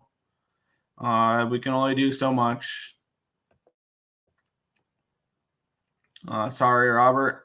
Come on. Don't know her name. I stopped paying attention to hockey. Bruins money line. Yeah, I could see a game where the Bruins show up. All good now. Cool. Also, Mark McLaughlin anytime goal. All right. Geeky. Do you love me? Morgan Geeky has 18 points in the last 10 games. There you go. Okay. Cool. Good for you. Pasta, 20 points in the last 9 games. He hasn't really given up then. Time for the coolest part of the show. Yep. Yeah, maybe. She's awesome. What's wrong? No, you're good. I found that funny. No, you're good. I didn't have a problem at all. I just thought it was funny. We'll move on though. The Chicago Blackhawks and the Ottawa Senators. The Blackhawks minus 305 favorites in this game, total of 6. And this one, the Blackhawks with the my bad. Let's shoot in their game last night against the Montreal Canadiens 4-3. The Ottawa Senators have, let's see if they have anything to play for. No, they do not. The best that the Montreal Canadiens can do is 91 points, which will not pass Ottawa. The best Ottawa can do is 98 points, which because of the tiebreaker of regulation wins, they cannot pass the Florida Panthers. They have nothing to play for. So both these teams, nothing to play for. Yeah, we'll go back to the first period full game overs because those have been pretty good since we started blindly betting these on every game that had no playoff implications. So the first period over 1.5 minus 130, and the full game over 6 is minus 115. We'll go ahead, just grab those two. I don't want the Blackhawks at this number though. My bad. I don't want the Bucks in this game off of the back-to-back, and I'm not laying this number on the Ottawa Senators with nothing to play for. So this is another just first period and full game over for today for this game, and move on type of thing. So yes, first period over 1.5, a little juicy, minus 130. Full game is over 6 at minus 115. There. Seattle, Fernando. Yeah. Hawks money line and Ducks in reg. Hawks in reg, Ducks in reg. All right. The over. Blackhawks money line plus 1.5 and team total over. Whoa. I mean, yeah, I don't see the Senators caring too much. Lagging hard. Yeah, I'm trying. Nothing I can really do at this moment. Another small bet, Chicago first period and puck line. All right. Spencer Knight starting. Nice. We'll move on, though.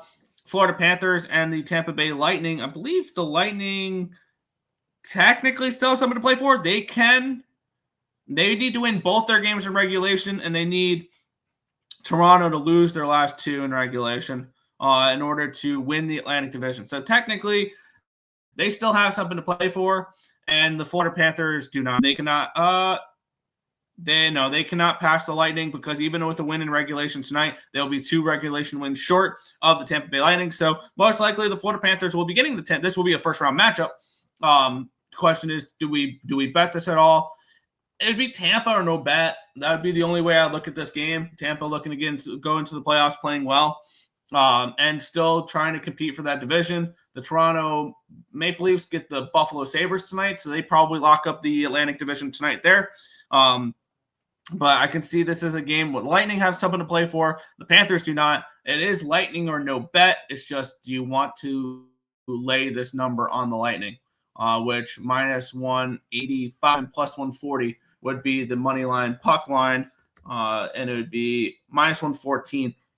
I'm going to add that. I'm going to take them here in this one here. It would be minus 114.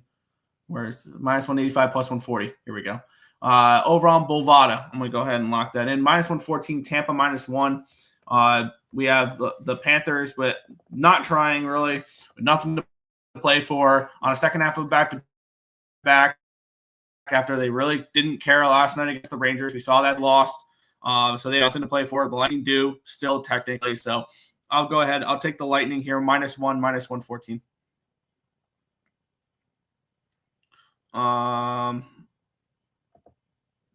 So damn heavy pass, fair. Tampa puck line, I'd lean that way. I'd like the under, but yeah, if Vasi plays, yeah. Draw spot, no. I don't see a draw in this game. I don't. Such a shame. Teams can't scoreboard watch live in hockey arenas. Yeah, but best believe they're hearing it from people in the crowd be like, hey, the Leafs just scored or something like that. If it's Jonas Johansson for the Bolts, it's probably over. Yeah. I think it's Vasilevsky, though. I think it will be. Woof, this line moved. I grabbed this line last night, so I don't know if I can really advocate for it now. And if you're going to play it now, it's probably the same way to bet it. You're just not getting the same price. Because I would like to see what the minus. Because I moved on the Columbus Blue Jackets on the minus 1 line and plus 1 when they were minus 125 on the money line. I actually grabbed them minus 115. Right after the Canadiens game, and then I started looking at that game more, realized that a overtime win would do nothing for the Columbus Blue Jackets except for eliminate them.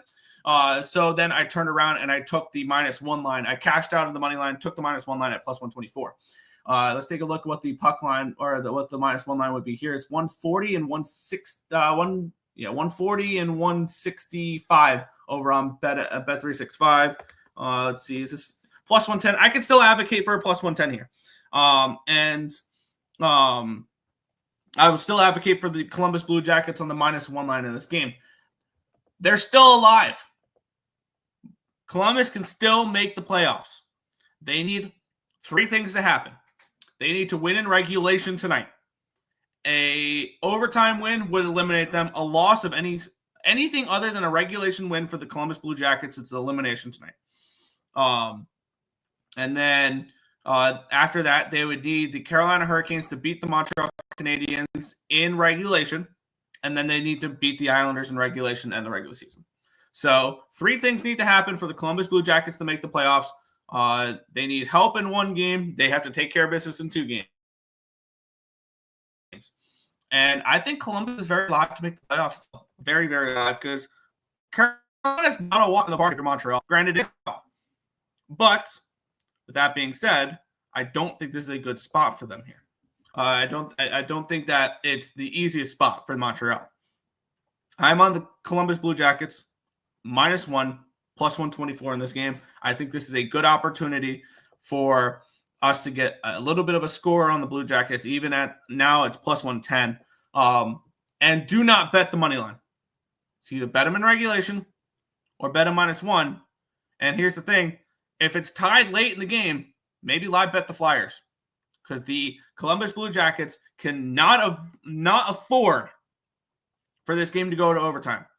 So if this is 3-3 late in the 3rd period, they're going to pull the goalie and treat it like they're losing, because an overtime game is an elimination for the Columbus Blue Jackets. Very, very important to know. Do not bet the draw in this game unless you think the Flyers win. Even if you think the Flyers win, Columbus is probably going to pull the goalie late there. So do not bet the draw in this game. It's not going to go to overtime.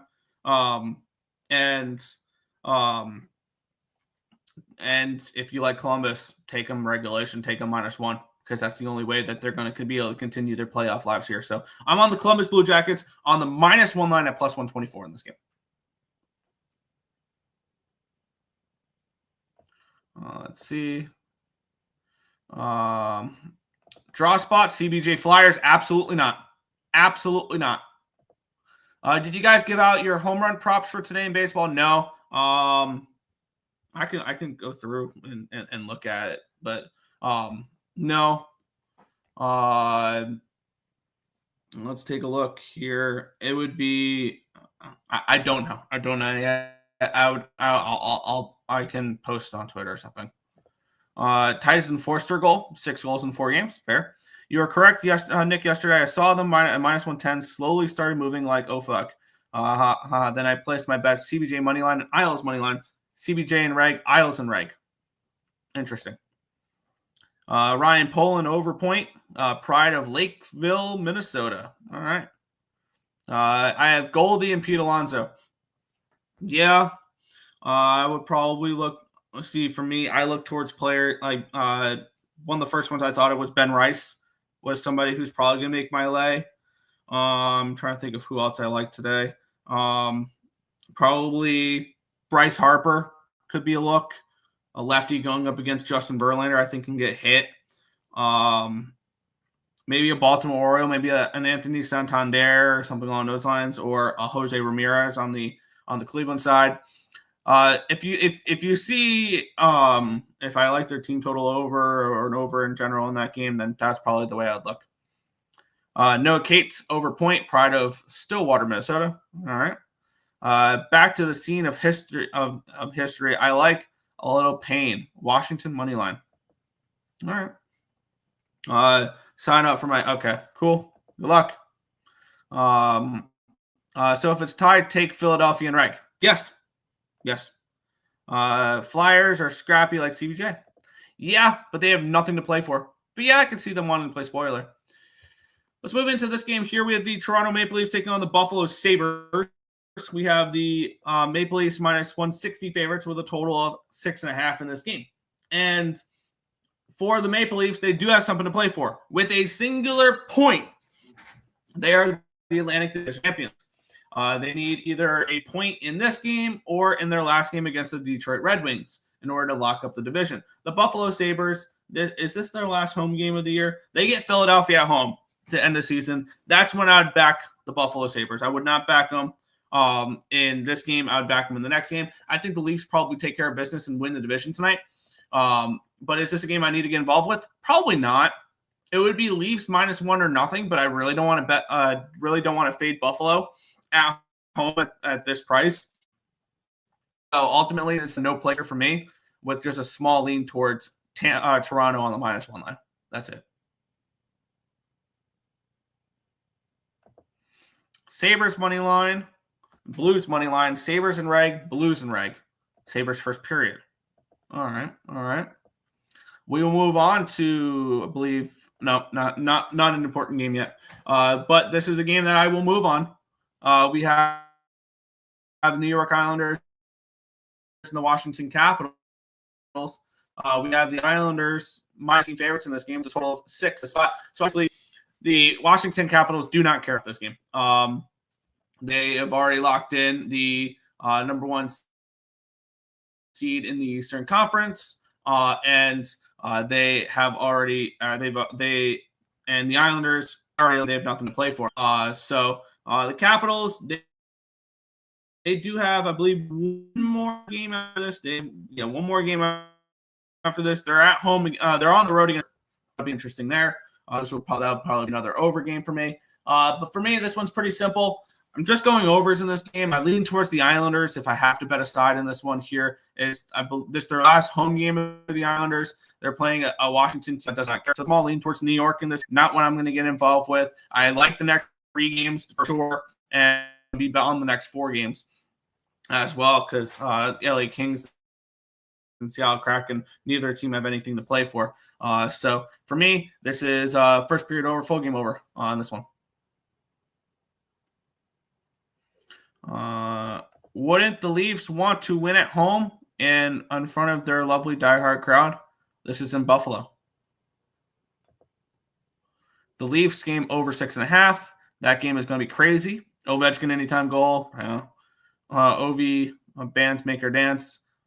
Ovi anytime goal. Yeah, I could see an Ovechkin goal in this one there. We'll move on. This is an important game, and this is a game I'm absolutely moving on. St. Louis Blues, Utah. Tim put in the Coyotes. Good job. Good work, Tim. Good work. The Blues minus 160, total of 6 in this game. Taking a look at the importance of this game, it's very important. This is the last game of the season for both the St. Louis Blues and then the Minnesota Wild. We'll talk about next game.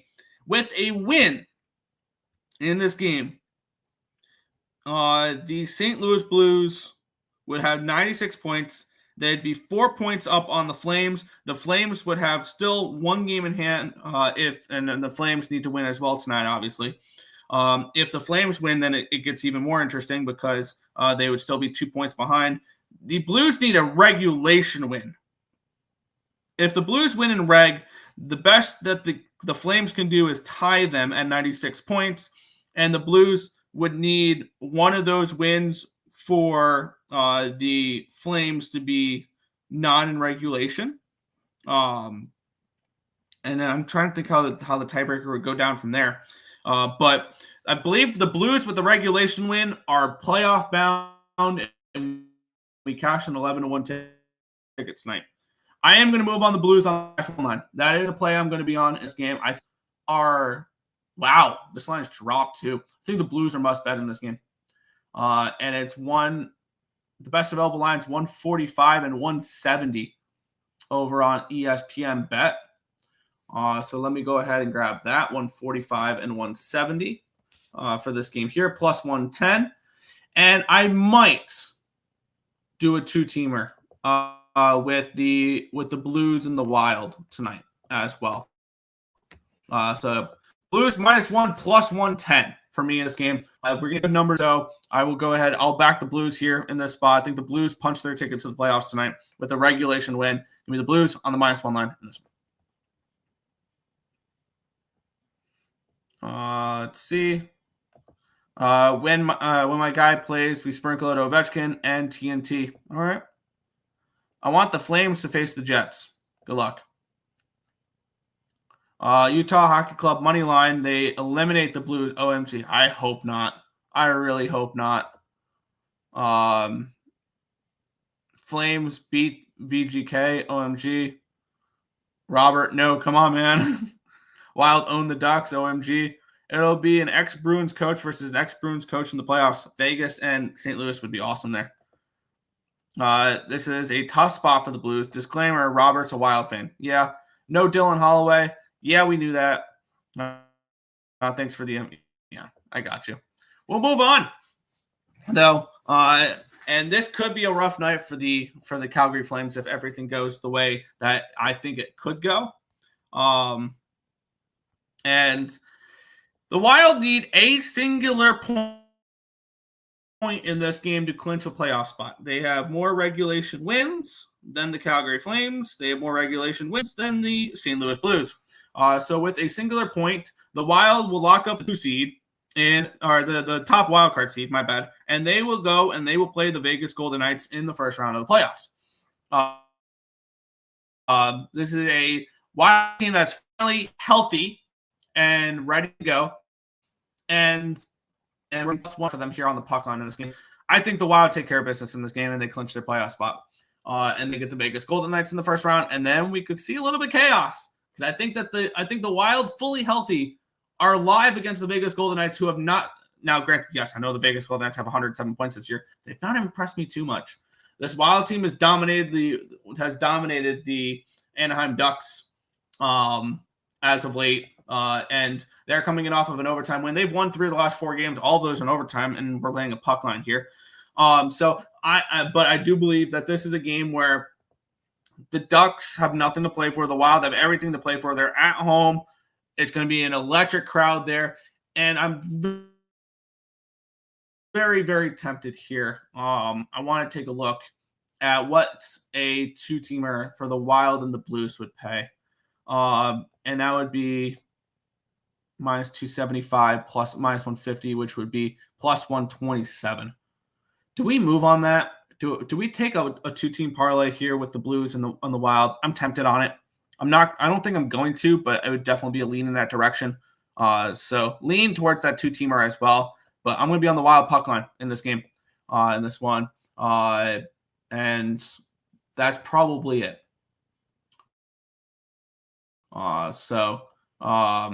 Yeah, wild puck line for me in this one here, for that. By the way, I see your comment there, Coyote. So there's the link once again for it. Post link. Yep, I'm a Canes fan. I'm a Caniac. All right.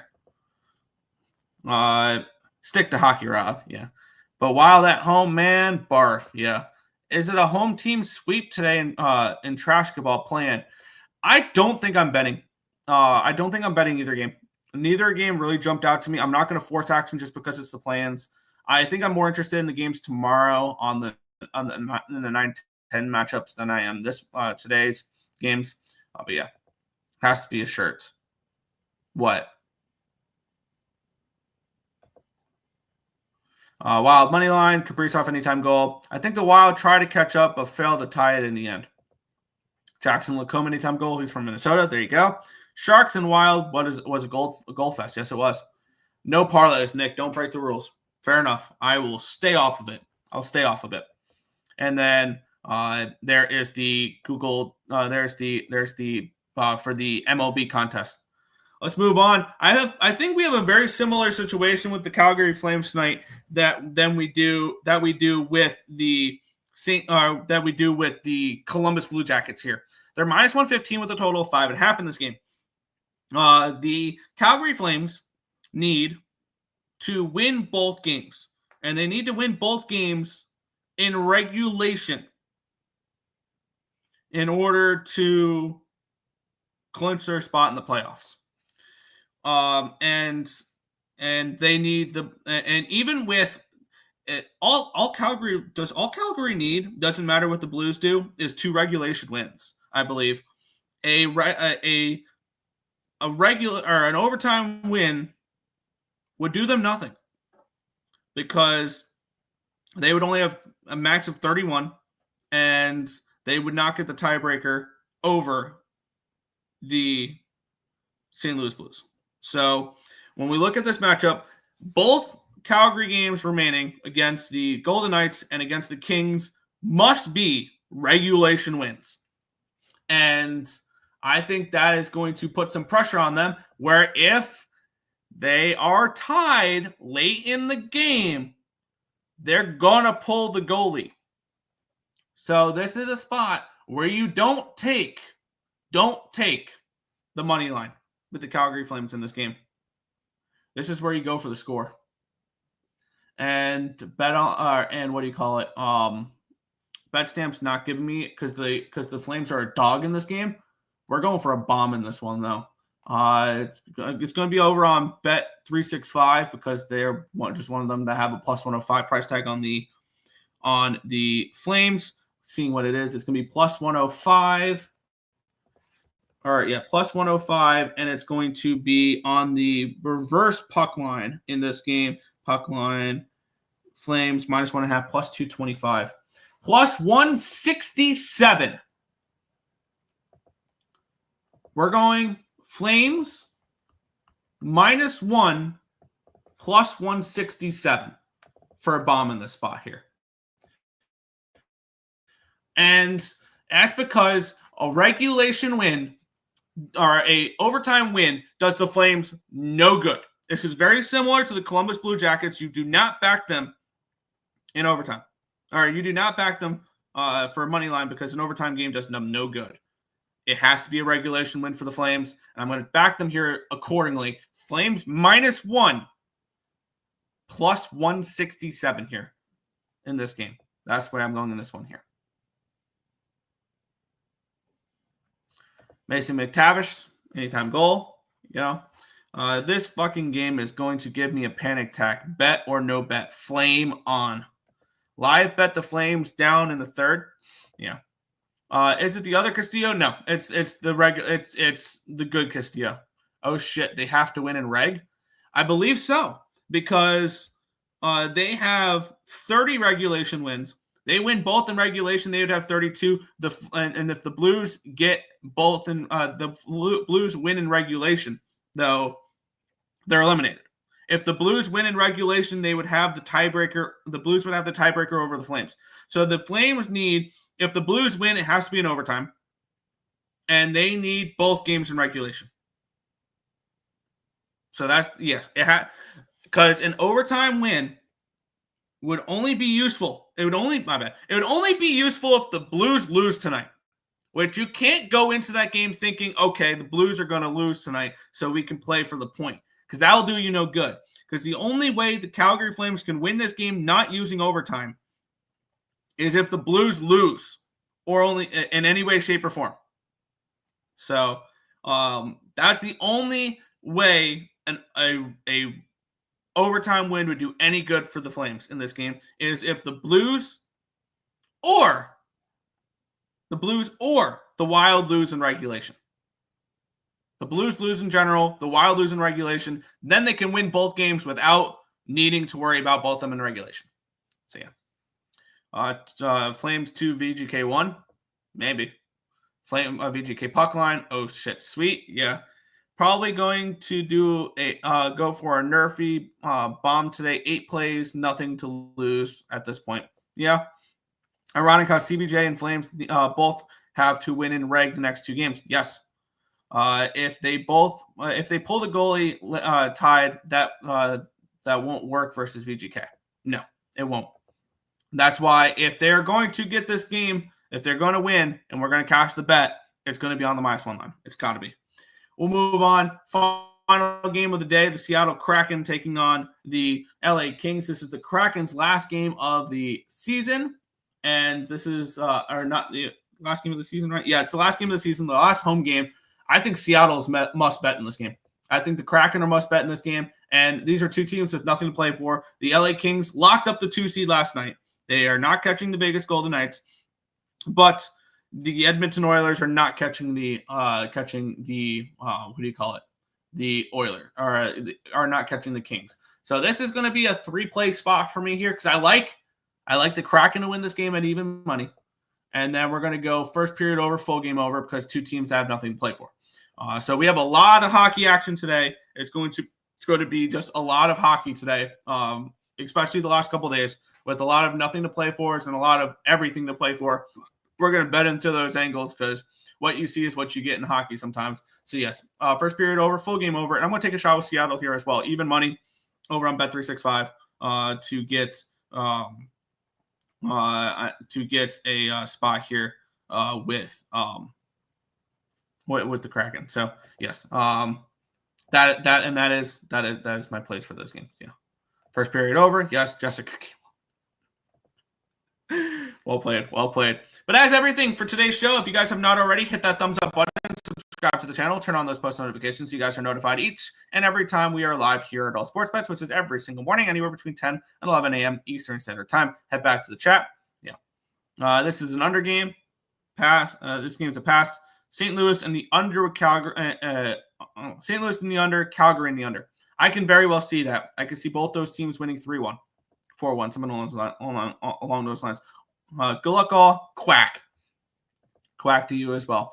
That is everything for today's games. I want to thank you guys as always for watching, and we'll catch you guys next time. Good luck, everyone.